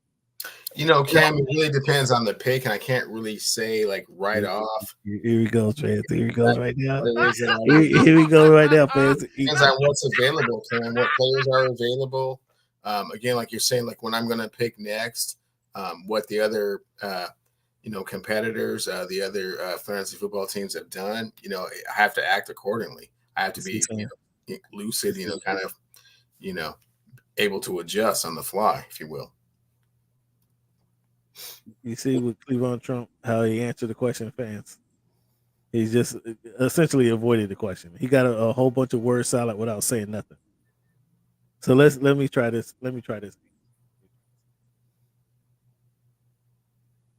Regardless, Cleveland, of where you are picking in the fantasy football draft. Okay. If you had your druthers, would you be picking a wide receiver first or running back first, Cleveland? Cam, it just depends on who's the best player available at the time. I can't really answer that question 100% because I don't know what players are still on the board. It depends on the board. Oh boy, man. So we're just getting. I mean, so when you go down to pick Cleveland, do you just go first of best available all the way down? So if CeeDee Lamb is there, he's rated number 1 on your draft sheet. You go CeeDee Lamb, and then you go Justin Jefferson, number 2. I mean, do you consider? Well, so for example, Cam, if I had the number 1 pick in the draft, right, and I picked Christian Jackson McCaffrey number 1, and I know that I'm not picking again till 32, but I have to see how everything plays out before I know what my next move is, right? If I have the number 4 pick and I pick Justin Jefferson as my receiver, I have to see how the rest of the board, works out. I can't necessarily just give you an answer strictly upon, position or need. It depends on what's going on here, and what the other participants are doing. Is that if that's not a bunch of word salad and just garbage thrown at the wall, fans? I don't know what it is.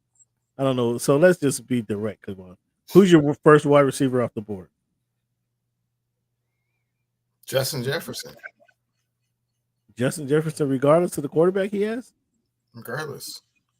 Really? Okay. I'm not taking Justin Jefferson. Only way I would take Justin Jefferson is if I'm coming back in the 3rd round, maybe, and he was still there. Then I might have to pounce on him. I couldn't pass on him. Wow. Okay. Yeah. You sure couldn't pass on him in the 3rd round. I mean, because I can get somebody who's gonna. Well, I mean that's really cool. Okay, so if you think Justin Jefferson, go ahead. You got Jefferson. You got JJ. I'll give you JJ. And with my number 2 pick, or the second wide receiver off the board, I'm going Tyreek Hill. Nice. As well you should. And who do you go now? Who's number 3 off the board? Number 3 wide receiver. Who'd you take? You already know the paper chase is coming. And I can't be mad at that. I thought of him or Tyreek Hill or Chase, but I had to go Hill. He's been the game breaker. I have to go. Amon-Ra St. Brown would be the next receiver off the board. So we got Justin Jefferson, Tyreek Hill, Jamar Chase, and Amon-Ra St. Brown. Who you go next? Who would you take next? I'm going with the mentor to CJ Stroud down in Houston. Are you taking Stephon Diggs? What? Yeah. Man, do you guys hear? As many years as he been shitting on Stephon Diggs, you would take him with your 3rd pick?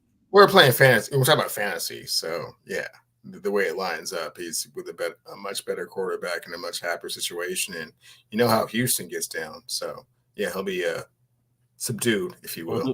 He'll be nice and ready to perform, huh? Are you saying he has some fans that he want to turn out for? I mean, he'll find out what Houston's all about while he's there. So we got Hill. And so you're going to leave me with AJ Brown. Okay. With the Philadelphia Eagles. Ooh. Who would you take next? I'm gonna throw your guy out there. Your guy, Brandon Ayuk. Ooh, good one. Good one. Go ahead and take Brando this year. Good one. You know who I'm gonna go with? I would take fans right now with. Let me write this down.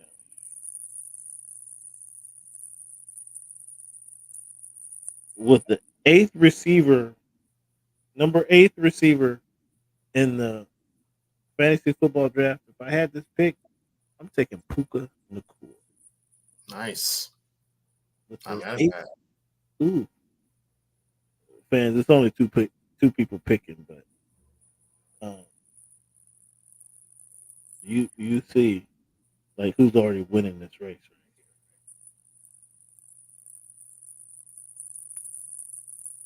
Who would you go? Who would be your next pick? From all of the accounts, from what I've been hearing, I don't want to say skeptical. I'm cautiously optimistic. They're saying DK is killing this new grub offense up here in Seattle. I heard that too, but what about your quarterback? All of a sudden now, What about your quarterback? We have to get Sam Howell up and ready to go as quickly as possible. Ooh, you see. So you would take DK Metcalf, Cleveland, and you would leave it on the board. I mean, there's a few players you leave it on the board before a lot of players I'm leaving on the board. You would leave your guy Garrett Wilson on the board? It's a tough one, isn't it? Man, you would leave. What about your guy Mike Evans? Journeyman. You call Mike Evans a journeyman? Was it 10 straight 1,000-yard seasons? 1,000-yard seasons? That's a journeyman? Yeah. How's that not a journeyman? I mean, damn. Oh my goodness. Doing the same thing. He got a ring. He got a ring. But he was not there. His quarterback said throwing the ball to him. Huh? I said TB12's not there anymore. Baker Mayfield is throwing him the ball. It don't matter. He's showing it don't matter who's throwing the ball to him. I know. So that's why he falls a little bit low. It's been 10 years. Wow, Cleveland. I can't believe you leaving Garrett Wilson on the board. You leaving Mike Evans on the board. Wow, I can't believe this. I can't believe this.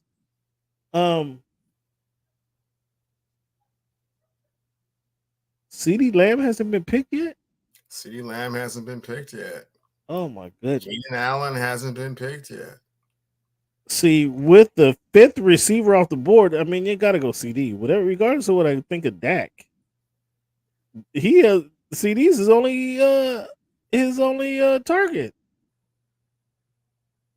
So I go CD.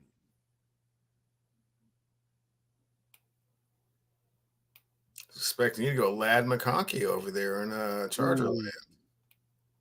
I'm hearing some things, but I need to see it first.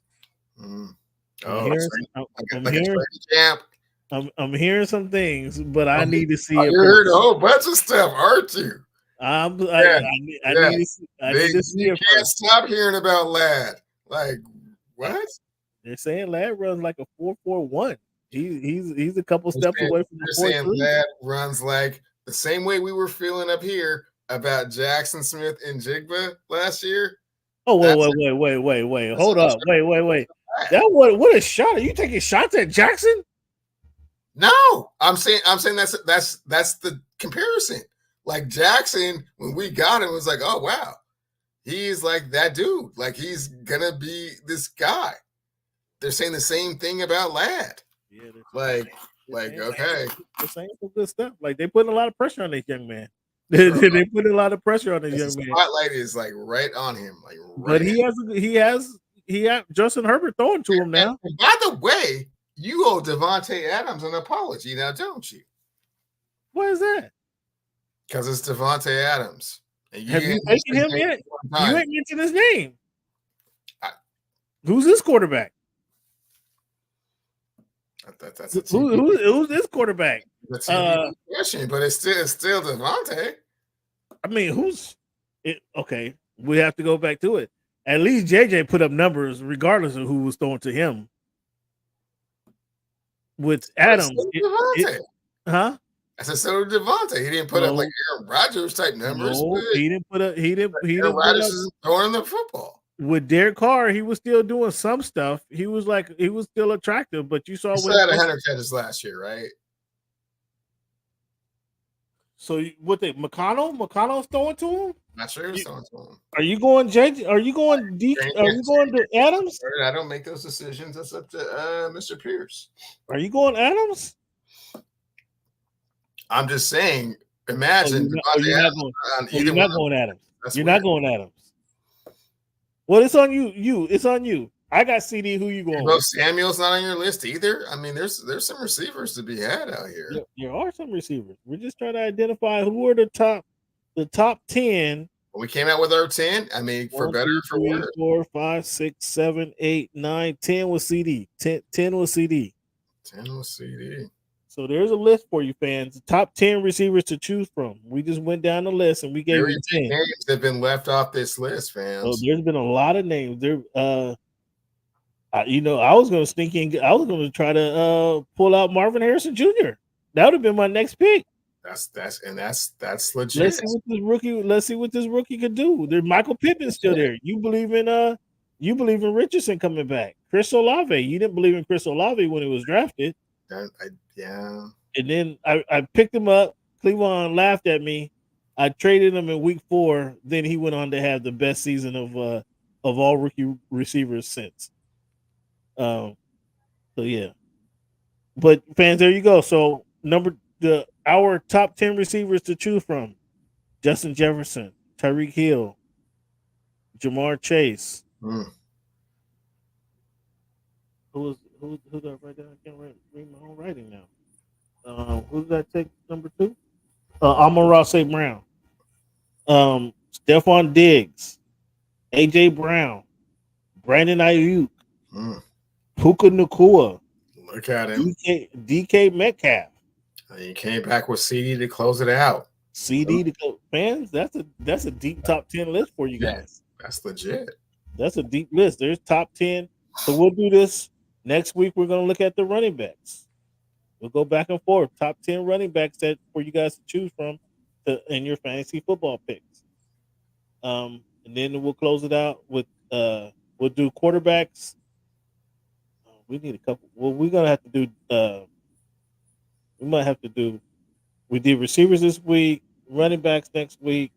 We'll do tight ends and then defense. That's 4 weeks before August starts, and we can't talk any fantasy football during the month of August. I don't want to give Cleveland no ideas. I know he's gonna play back the show to see to kind of get an idea of what I'm thinking. I can't give Cleveland no ammunition. No ammunition. If you want to jump in, if you start getting squirrely, I'm gonna throw Gardner Minshew out there at you. Okay, so if you're not on the level, man, I can be not on the level too. So, just saying. I mean, you better not say you're gonna draft Geno Smith with the number 1 pick either, or JJ McCarthy. Fans who've been watching the show already know. Yeah, and I know how you do it as well. You know what I'm saying? You're trying to, let him, all of a sudden Kirk Cousins is at the top of your board. Okay. Hey, Kirk Cousins, no joke. Kirk Cousins won me a fantasy football championship. Okay, well, see, because if nothing else, in your other league, it's cool. If nothing else, he was getting yards in Minnesota. He wasn't winning games, but he was getting yards in Minnesota. So yeah, we'll look at that next week. We'll look at running backs next week. What else you got? What else is happening in NFL football? Oh, tell me your who do you have as which teams are likely to underperform this season, Cleveland? Who do you have on that list? The underachievers. I feel like the Buffalo Bills are some underachieving. They've lost an immense amount of talent. They've lost 2/3 of their receiving core. Not quite sure about their defense. Not what it was. A lot of the safety went down to Miami. I know that for sure. Yeah, so a lot of holes to kind of plug over there. So I guess they're most ripe for like a downfall, so to speak, or at least a regression, so to speak. I think the Kansas City Chiefs are not going to be as dominant as they were. We went 4-6 and won the Super Bowl last year. You think they're going to be worse than that this year? Yeah, I feel like they should probably win their division, so they'll be a division winner, but they'll be like the 4th best division winner, right? So that's a little bit of a regression there. Wait. You have to explain that to the folks. You have to explain that to the people. Sure. So the AFC North, the AFC Central, the AFC East, So you got the Chargers sneaking into the playoffs? Then you got the Chargers. No. I still have the Kansas City Chiefs winning their division, but they'll be the fourth best division winner. And behind the Ravens. Behind who? The Jaguars or the Colts? The Ravens, the Jets, and the Texans is who I have winning the other divisions. The Jets. Yeah. Who do you have winning the AFCs, Cam?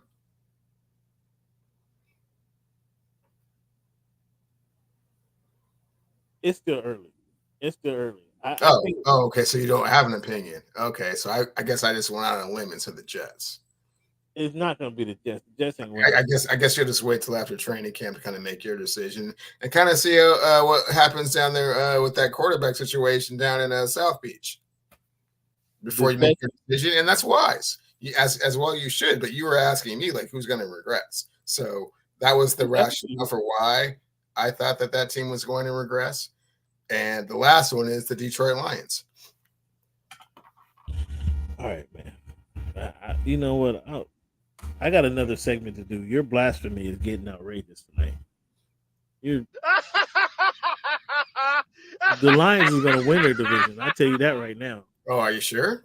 I'm sure of it. Well, I'm not. Tough schedule they got.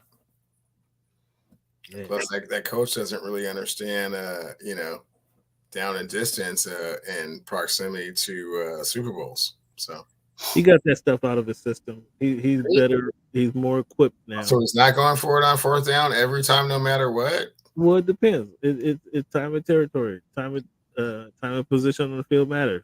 Now we know we can't do it every time, but heck, if he didn't go for it a couple times, people would be mad at him because you were right there and you had momentum. He just you looking at it and went up by like 17. Every time out.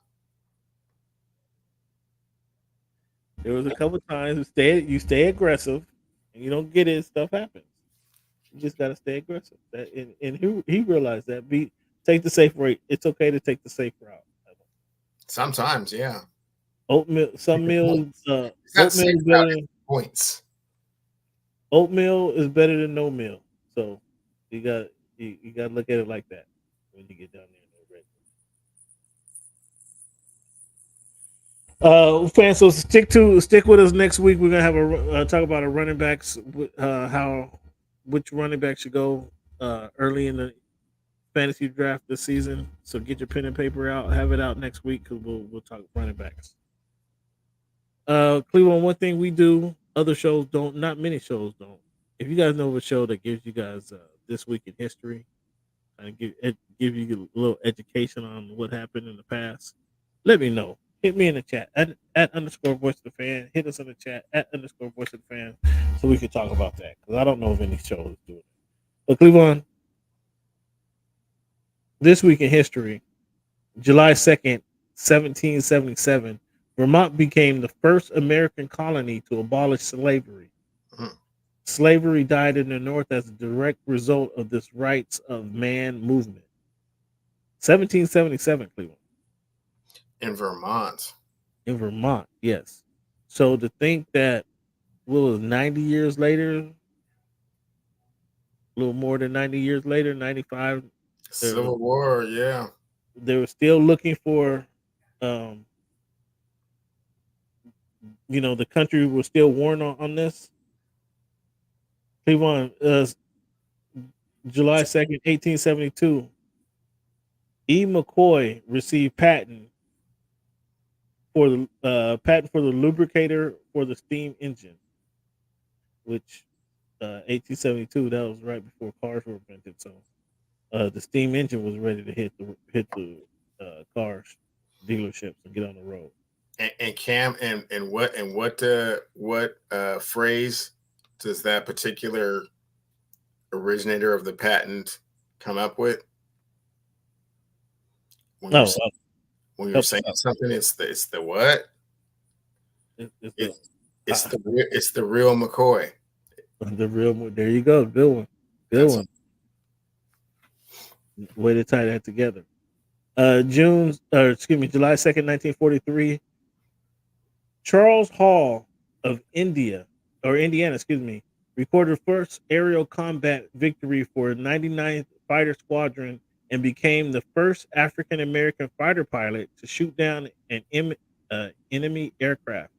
It happened while Hall was flying a P-40 escorting B-25 bombers over Italy during the 8th mission. July 3, 1950, The Hazel Scott Show premiered on Dumont Television Network, making the Trinidad Hazel Scott the first African American woman to have her own show. You ever heard of Hazel Scott? I'm sorry, no. I feel bad. Cleveland, July 4th, 1827, slavery was abolished in New York State. So, was this 40 years after 25, Vermont. 50 years after Vermont and New York decided to follow suit?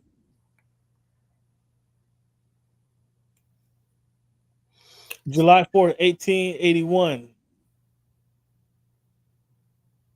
authorized by Bill 165, Tuskegee Institute was founded near Butler Chapel, AME Zion Church. 30 adults represented the first class. Dr. Booker T. Washington was the first teacher of Tuskegee Institute. July 4, 1963, Marian Anderson, opera and star Ralph Bunche, diplomatic and Nobel Peace Diplomat and Nobel Peace Prize recipient, are awarded First Medal of Freedom by President JFK. 1963. This is interesting. A lot of stuff happened, man. A lot of stuff happened right here in this time in history. 7/4/1991, National Civil Rights Museum officially opens at the Lorraine Motel, Memphis, Tennessee. What was that the site of, Cleveland? The assassination of Dr. Martin Luther King Jr. Have you been to the Lorraine? I have not. Pretty interesting, man. They got the Lorraine. Went there last year. Been there a few times actually. But they have the way he left the room when he never checked out. But the way he left the room, they still have it just preserved, kind of in behind a glass, the way it was when he left the room before what happened. You can line up and go check it out. And they have the museum, and they have across the street. You can see where dude was hanging out to go shoot him right across. It's literally across the street, like, and it looks right over into the hotel. It's funny that the hotel, the way it's kind of weird, the way the hotel is not only shaped, but its location to be a well-known hotel as it was, because in Memphis, it was a place to go. If you were in Memphis, you went to the Lorraine before what happened. So it was a popular hotel. But it's like, it'd be like if you were on the pier and your hotel rooms weren't first facing the water, they're facing the street. Like, it's like that. It's similar to that, to where that's kind of weird, right? Very, especially for someone as prominent as, yeah. I mean, just a prominent location. Never mind what happened with Dr. King, but just a prominent location. Like, that's how it was set up. Like, anybody, you could drive down the street and throw empty beer bottle over into the pool that was supposed to be housed by a bunch of stars, or you know what I'm saying, a bunch of prominent people. It's kind of weird how that was set up. But you can see all that if you go to the Civil Rights Museum in Memphis, Tennessee. 7/2/1991, Cleveland, Boys in the Hood premiered. Grossed $57 million off of a $6 million budget. So they grossed $51 million. Q came up, right? Or no, that was Singleton came up on that Singleton, one. Yeah. 7/4/1910, Jack Johnson I actually in LA, Singleton was the first when I moved to LA, he was the first star that I met, and he was so what's the word? What's the word? Like I didn't recognize who he was until he said his name was John Singleton. Really recognizable, Cameron. And one of the reasons he's so like unrecognizable is because you don't realize how small John Singleton is. Yeah, he was just a guy. I mean, but I mean, because I met him in Vegas, kind of like the same way, and like once like we started talking, it was like, oh, I'm John Singleton. He's like, oh, but this dude is like very to himself. Yeah, and then also very like in the script stature, like you would like never think like that's John Singleton. It was very weird. Yeah, he didn't have a whole bunch of people with him. He wasn't flashy. He was just in there like getting a pair of jeans and some socks. It was like it was weird. But nonetheless, in 1910, July 4th, Jack Johnson, the first Black heavyweight champion, successfully defended his title by knocking out Jim the Great White Hope Jeffries, who had came out of retirement to win back the title for the white race. That's how that was promoted. Jack Johnson finished him off. 1975, Arthur Ashe defeats Jimmy Connor to become first African American male to win the Wimbledon singles championship. 7-2, 1991, Cleveland, controversial New York Mets baseball star Darryl Strawberry threatens teammate for criticizing his play. Who was the player he criticized, Cleveland? Or who was the player that criticized him? That was Gary Carter. Close. I think they played the same position. Keith Anderson. Keith Anderson was a catcher too, right? Oh, Keith Hernandez? What I say? Keith Anderson? Yeah, Keith Hernandez. Oh, no, that's the first baseman. Okay. First base. I was thinking catcher. Cleveland at 27, Simone Biles wins all-around tournament and will represent the United States in the Olympics for her third Olympics. She's going to be the oldest to compete in the Olympics with a chance to win her nation the most medals in the nation. I think she has 27 now. She's the oldest gymnast. She's going to be the oldest gymnast to ever compete. Impressive, or I have to apologize for Simone, because a few years ago when she had the twisties, I was telling Simone to get out there and perform. I was saying, shake it off, sister, get out there and do your thing. She's like, no, I can't do it right now. I'm not in the right mind state. And coming back, is this rate her comeback? It's absolutely historic and phenomenal, because you have to understand that what she's doing is gymnastics, and so as you get older, gymnasts, as kind of a general rule, their window is kind of 15 to 21, because their body changes so dramatically after that, and so like adding 6 more years is quite incredible. Yeah. So kudos. My bad. My bad,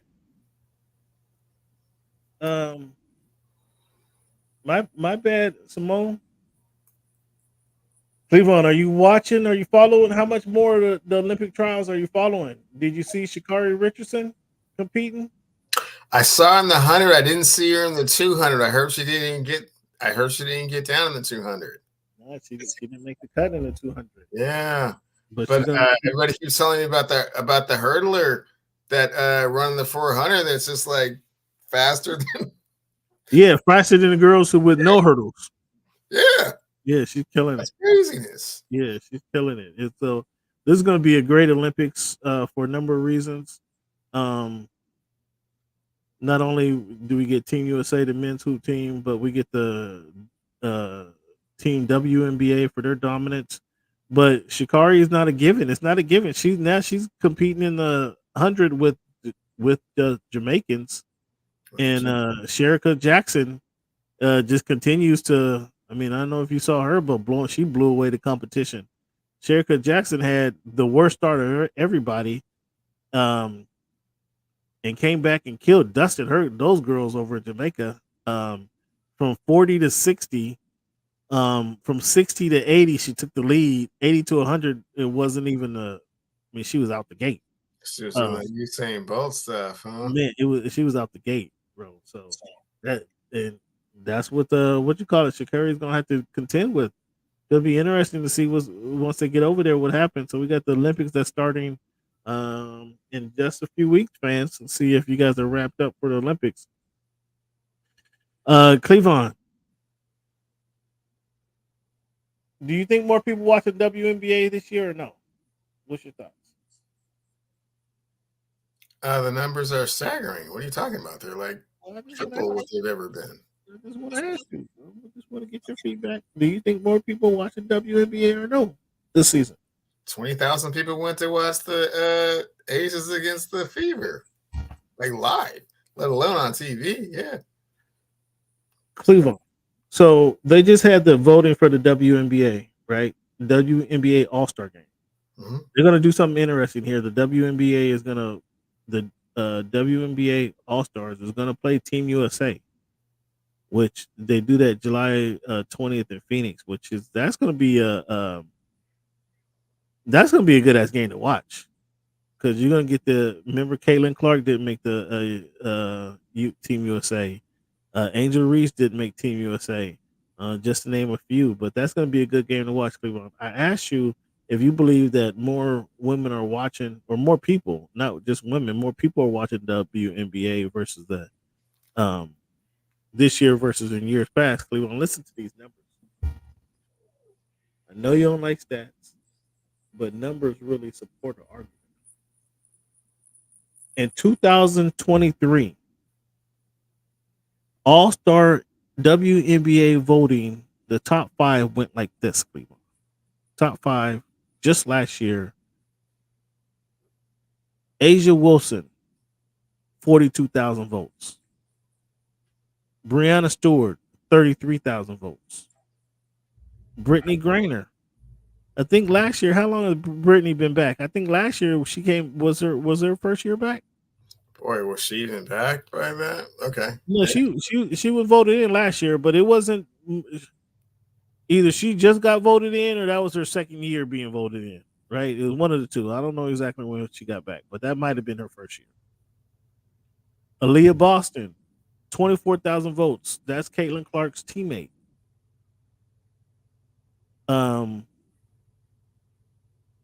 Sabali for Denver. For Dallas, I think that's how you pronounce her name. She got 20,000 votes. And I rounded up. I rounded these numbers up. 21,000 votes. That was just last year, Cleveland. This year, 2024, for the WNBA All-Star voting, Cleveland, Caitlin Clark is number 1. 700,000 votes, Cleveland. Versus the number 1 pick, Cleveland last year, the number who got the most votes last year was at 42,000. What's that tell you? It's 20 times as many votes. It's that much more popular. Yeah. Aaliyah Boston, who performed, I gave you her number. She was number 4 in votes last season with 24,000 votes, Cleveland. She got 618,000 more votes this season. You think more people watching WNBA, Cleveland? So, Cam, I think it's a thing. A'ja Wilson, and this will be the last. I got Stewart and Angel Reese, who obviously didn't get voted in. So I'll give you A'ja Wilson, who's arguably the league's MVP, and Breanna Stewart, who's historical, right, in the game. A'ja Wilson, last year she got 40. She led the league in All-Star voting with 42,000, Cleveland. This year, 607,000 votes. I mean, I wish I had some. I wish my stocks had some growth like this. Exponential growth, right? Like, good Lord. And then, it's like when you hear those type of numbers, and then you still like don't want to, or you want to like make other things the reason for the Caitlin Clark phenomenon. Hey man, whatever those reasons may happen to be, it's 20 times greater. 20 times greater than it was last year. The rising tide floats all boats, and she's brought the tide in for sure. That's certainly it. But you see how it's going though. You see everybody's getting a piece of this, right? Brianna Stewart, who last year was number 2 in votes with 33,000. Cleveland this year she has 424,000 votes for the women's All-Star team. That's a participation, Cleveland. That's how things have changed. That's really how things have changed. Which is big. So let me give you this. Let me give you the lineups for Team USA versus Team WNBA, the All-Stars, that they compete in a couple weeks. Right? They're going to compete in a couple weeks. Let me tell you this lineup. First of all, you should be intrigued because you just heard the numbers that I gave you, right? So you should be intrigued. On Team USA, this is the Team USA roster. These guys are going to the Olympics. You have Nafisa Collier, the Lynx, Kalea Cooper, Mercury, Chelsea Gray, the Aces, Brittany Griner, the Mercury, Sabrina Nescu, Liberty, Jewel Lloyd, the Seattle Storm, Kelsey Plum, the Aces, Brianna Stewart, the Liberty, Diana Taurasi, the Mercury, Elisa Thomas, the Suns, Asia Wilson, the Aces, Jackie Young, the Aces. That's Team USA. These are the ladies who were not voted into Team USA. You think they're going to have some animosity, Cleveland? No. You don't think there's going to be any animosity? You just heard that team, man. Like, no. Like, whose spot are you supposed to be taking? You don't think not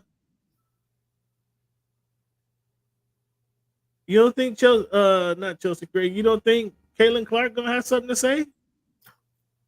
The only reason Caitlin Clark should have been on the team was to grow the sport and give them more exposure. But who was she supposed to be? You see they're getting plenty of exposure. I disagree with that. No. If she went to the Olympics, they would have got like infinitely more exposure. The Caitlin Clark effect is a real thing. They would still Olympics. Simone Biles is going to be on Thursday night. No. You just said it's 20 times more people voting. Even that's here in this country, Cleveland. That's here in this country again. Right. Thursday night at 8:00 is not going to be Caitlin Clark if she was voted in. It's going to be the gymnast. Is going to be swimming and diving, Cleveland. The WNBA, man, they're going to be on at 2 p.m., 2 a.m., depending. I disagree with you if Caitlin Clark was actually on the team. Now, whether she deserved to be, whether there would have been anarchy if she was voted to the team, that's a whole other story. But as far as the actual exposure and growing of the game, yeah, you just spouted out the stats.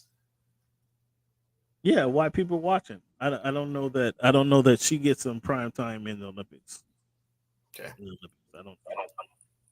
People want to see Caitlin Clark or Simone Biles. It gets 20 times as many people voting for the All-Star game. So yeah, but Caitlin Clark or Simone Biles. Simone Biles or Caitlin Clark or any swimmer, any hey man, don't just start picking out any I'm just telling you that's what people want to see. No, it would have to be a swimmer you heard of. You heard of Caitlin Clark. Katie Ledecky to go to her 5th Olympics, probably. I don't know, this might be a 3rd Olympics. 30. Here's Team WNBA who did not go to the who are not going to get voted onto the Olympic team. Listen to this team. DeWanna Barner. She won an MVP just a couple seasons ago. Okay. Aaliyah Boston, who was voted in last, who was Caitlin Clark's teammate. Caitlin Clark, obviously. Alicia Gray, Derrica Hamby, the Sparks, Brianna Jones, the Suns, Jonquel Jones, the Liberty, Kayla McBride, the Lynx, Kelsey Mitchell, the Fever. Kelsey gets buckets. Arike Awumake, Arika Agumbawale, who a lot of people say were stunned. Neka Awumake for the Storm, and Angel Reese for the Sky. I mean, this is a solid team, Cleveland. This is a solid team. Unfortunately, they're probably gonna get ran by Team USA women, but that is a solid team right there. By 50. Let's not go that far, but they probably gonna get ran. No less than 25, my dude. No less than 25. This is a good team though. This is not Team USA versus a kid from Duke. This is not them. This is not that. Okay? This is not that. But they probably will get spanked come the 20th of July.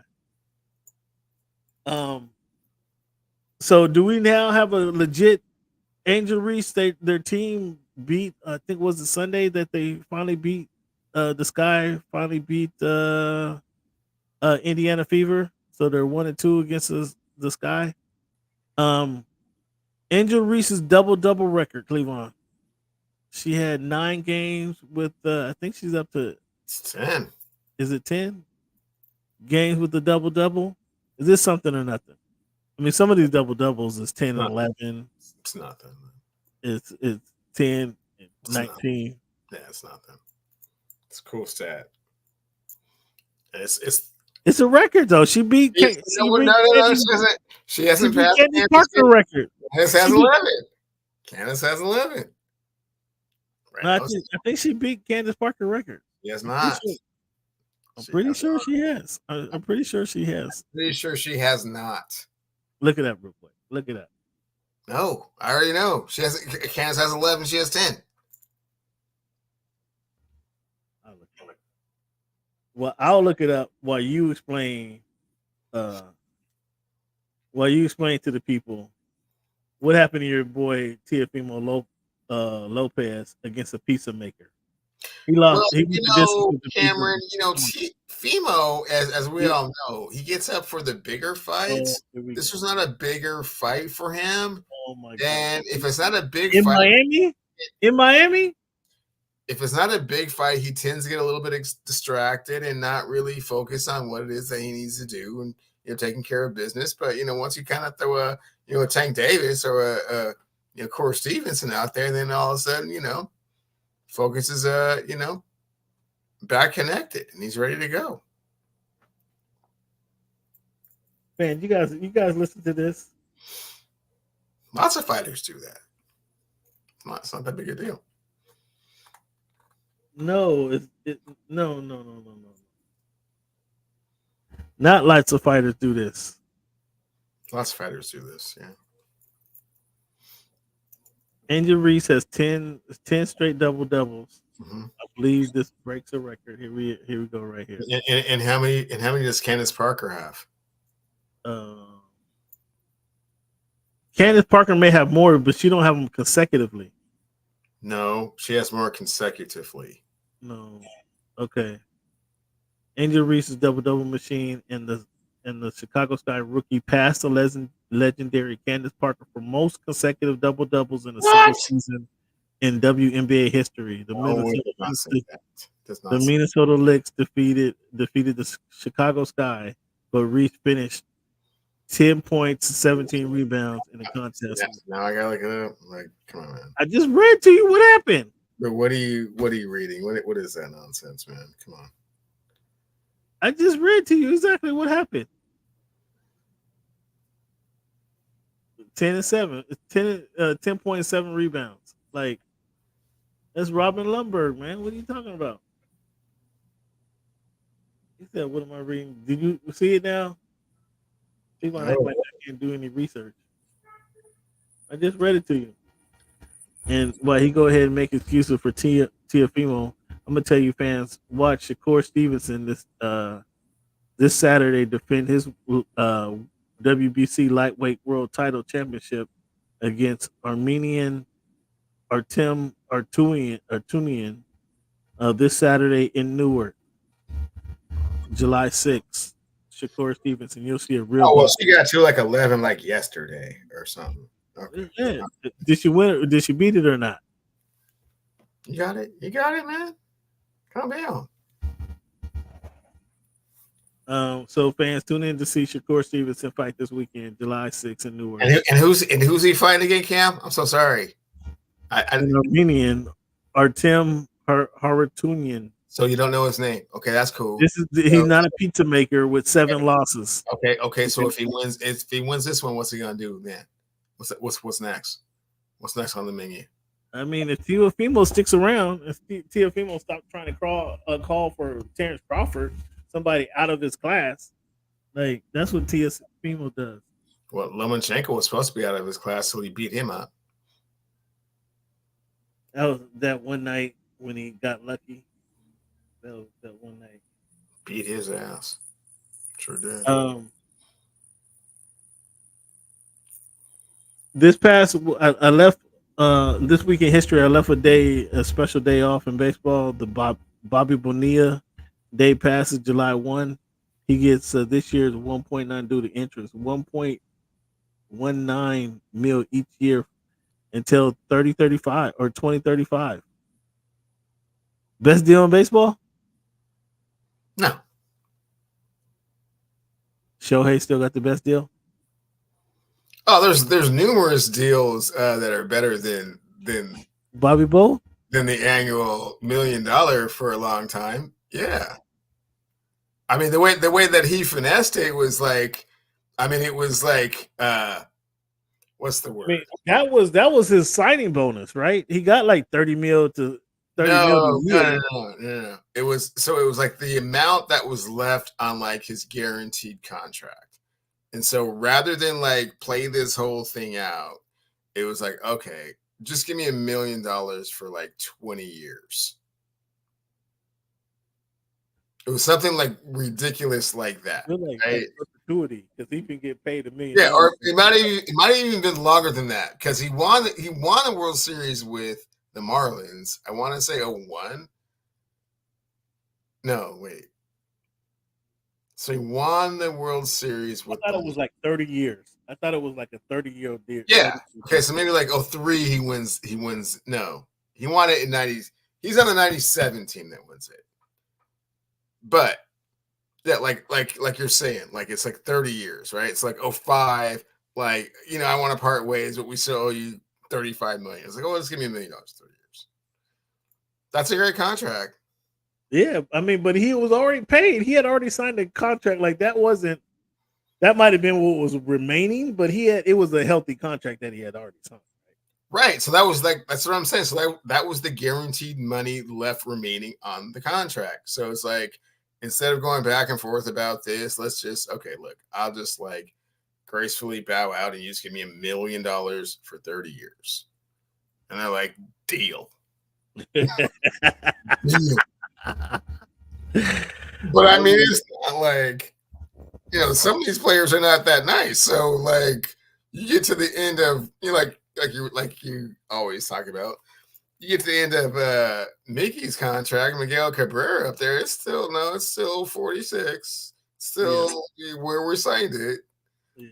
I'm not prorating this over 30 years. It's like, you know what I'm saying?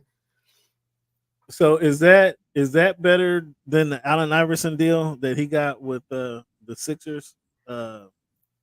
What he got? Like it was like 13 million. The Allen Iverson deal because it's every year, right? The Allen Iverson is this payoff. Once he got 50, once he turns 50, he gets it for he gets $1 million a year for like what 10, 12 years or something like that. But he had to wait more than that, but you like just the net. Is it more than that? I thought it was. No, it's a windfall. It's a parachute. It's a golden parachute. But just the net present value of money, right? Yeah. Yeah, the value of it today versus what it was then. Yeah. Yeah, it's like the money's worth more now. Yeah. So $1 million, a year. Yeah, the Shohei thing, we have yet to see kind of what that looks like. I mean, it's just so gaudy that like. But he deferred 250, so his deal was for like $500 million, didn't he? Like yeah. So $250 million. He deferred 250 of the 700 million that they owe him. He deferred 250 of it. Okay, so yeah, $1 million a year for 30 years. I mean, yeah. It sounds funny. Everybody always jokes about it because it's like, funny. But I mean, imagine how some of these other teams would look. I mean, it's really the only contract that's structured like that. Because if you were able to do that, it would be like illegal, right? Just pay the guys you're way down the road, way down the line. Yeah. I mean, like when you retire, I'll just give you like $5 million a year for the next 30 years. As opposed to giving you $150 million. No, I mean, that's kind of, at the time it wasn't shade tree because he had money. That's what I'm saying. He got his career and wasn't really still actually like an active player, but they still had yeah. But he had got paid, man. He had a contract where he was like, he don't need the money. He had a bunch of big contracts, but that's baseball players. But you still are obligated to pay the contract. But yeah, how many people? Yeah, no, they just paid it out. Yeah, and it wasn't $1 million today. It was 1.9. So we got at 200,000 on that just because of inflation. I'm sure. So Kobe's sure they weren't counting on the 200,000 inflation every year. Yeah. Just prorating that over 30 years. Yeah. Most people are not willing to do that. Yeah. And I mean, they probably put that if they had the cash and they had liquid, they could put it in escrow. That's, it made a bunch of money too. I'm sure those rich people did something like that. So it's not costing them anything. Yeah, that money was already making money. Yeah. I heard somebody today say the home run derby is the best all-star event of all sports. I don't know that I agree with that. I don't know that I agree with that. Obviously, football. We have to throw football out, right? Yes. Even though I did like the obstacle course that they did, years and years and years ago. The dunk contest or the 3-point contest. I don't think I personally do not think the home run derby is better than either of those events. No. But we can leave it at those three. And so it's number 3. It comes in number 3, so that makes it clearly not the best.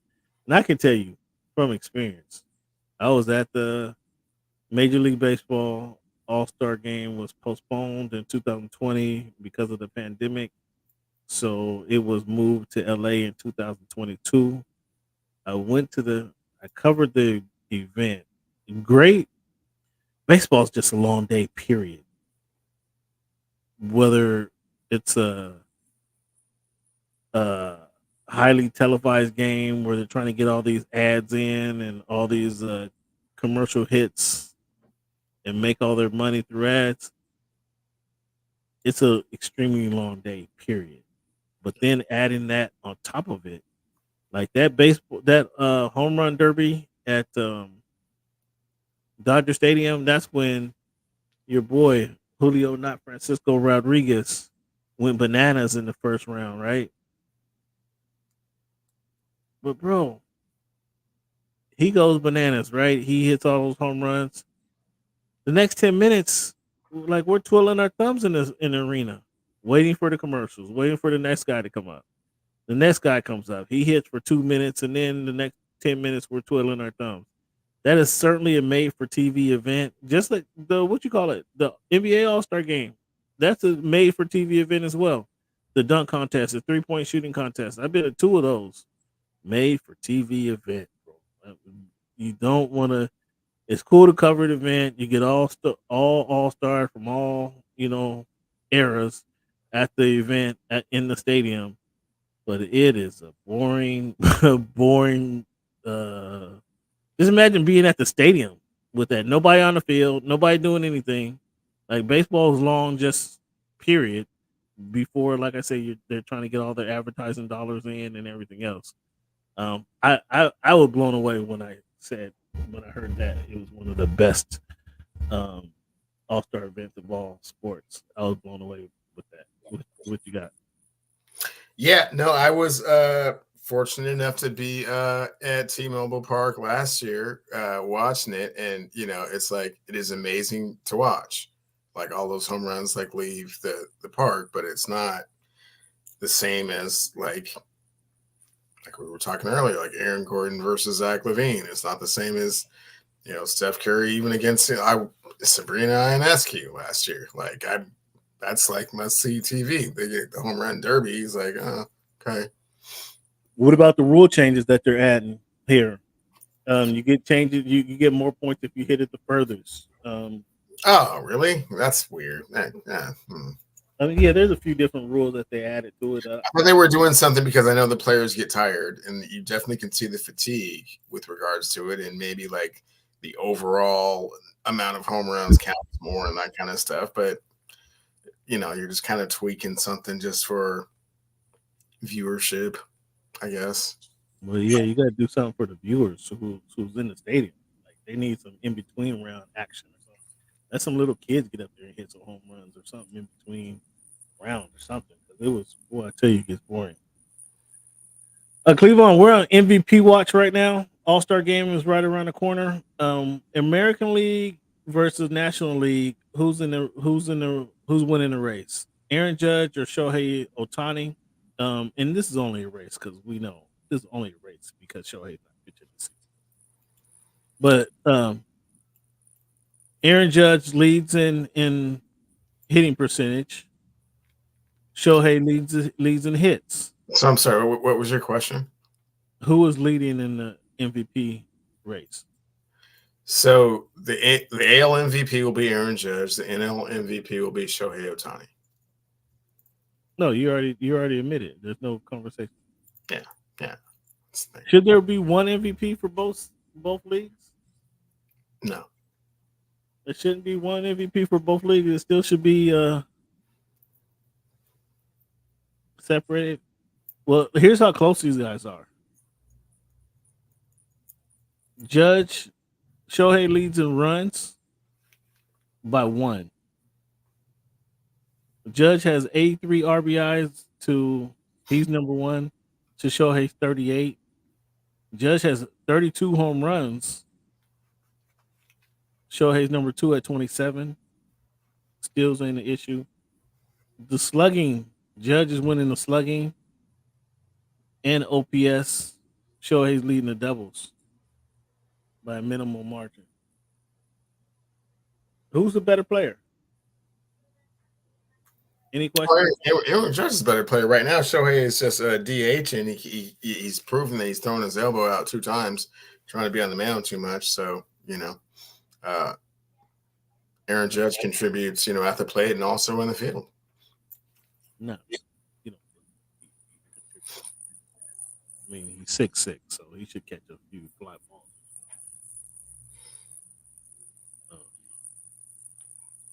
Your Mariners, man, last 9 games over the past week, 47 and 40 versus they have a 54% winning percentage versus the 58 winning percentage, 587 winning percentage they had last week, Cleveland. Listen to this number. The differentiation is 22 last week. It's 4 this week, Cleveland. And they're 3-7 on their last 10 games. Talk to me. What's up with the Mariners? No hitting, elite pitching. They held the Baltimore Orioles, a team that hits the most home runs in the major leagues and has the highest batting average and runs per game, held them to 2 runs. Unfortunately, they didn't score any. As I checked it the last time, I think it was something very similar. Like they held them to like 3 runs and they scored 1. So the last 25 innings, let's just say, they've scored 2 runs. And it doesn't look good because from what I am hearing is that because of the way the National League, the standings are at present, that everyone thinks that they're still in it because of the extra playoff spot. So no one is really selling all of their top tier players, their power hitters, so to speak. And the only ones that are available play on very bad teams. And so you have to think to yourself, well, the reason they're really, really bad is because their power hitters haven't been living up to expectation.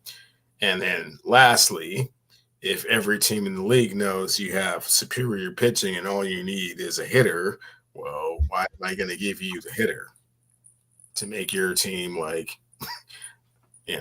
that much better? If that's all, that's the last thing that you're missing, you would have to give me so much assets that, obviously the Mariners are going to say no. So that's kind of the predicament that they're in. It was 10 last week. It's down to 3, and the Astros are coming on.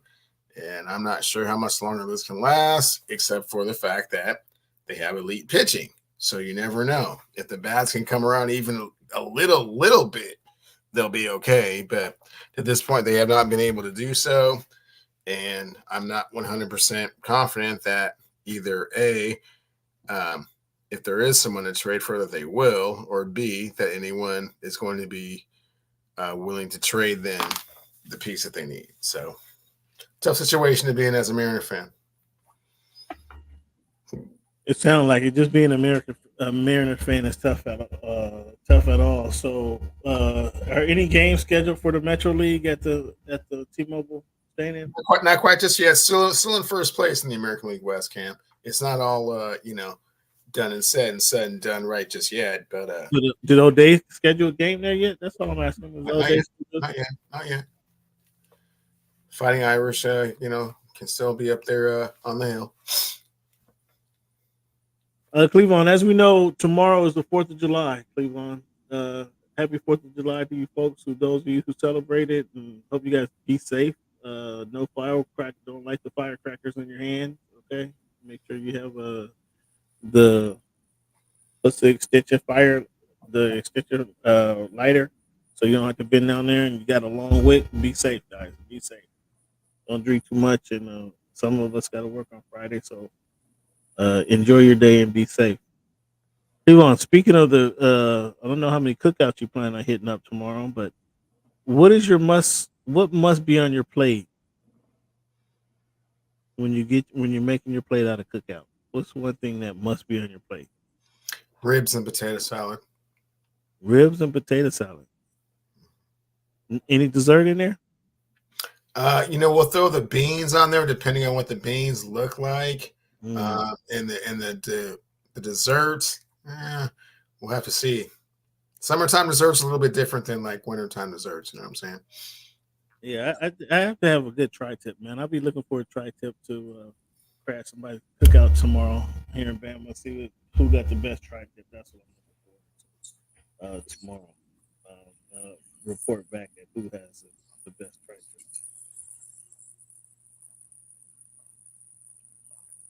Fans, I want to thank you guys for tuning in. Thank you, Cleveland, for being a part of the show. Fans, I want to thank you guys for tuning in as well. Give yourself a round of applause if you made it this far. As always, fans, we start the show off with a numbers game. We give you the This Week in History segment at the midway through the show. And then we give a quote. The quote of the week I want to leave you guys with this week is to go and inspire yourself with, even though you do have a day off tomorrow. The quote of the week is, work and you will get what you need. Work harder and you will get what you want. True Molly says this. Thorough Molly says this. Work and you get what you want. Work harder and you will get what you need. Put in the hard work. Take the day off because you got tomorrow's a holiday. But after that, let's stay focused throughout the summertime until Labor Day, fans. I want you guys to be safe. I hope to see you again next week. And as always, fans, thank you for making our voice your choice. Enjoy the holiday.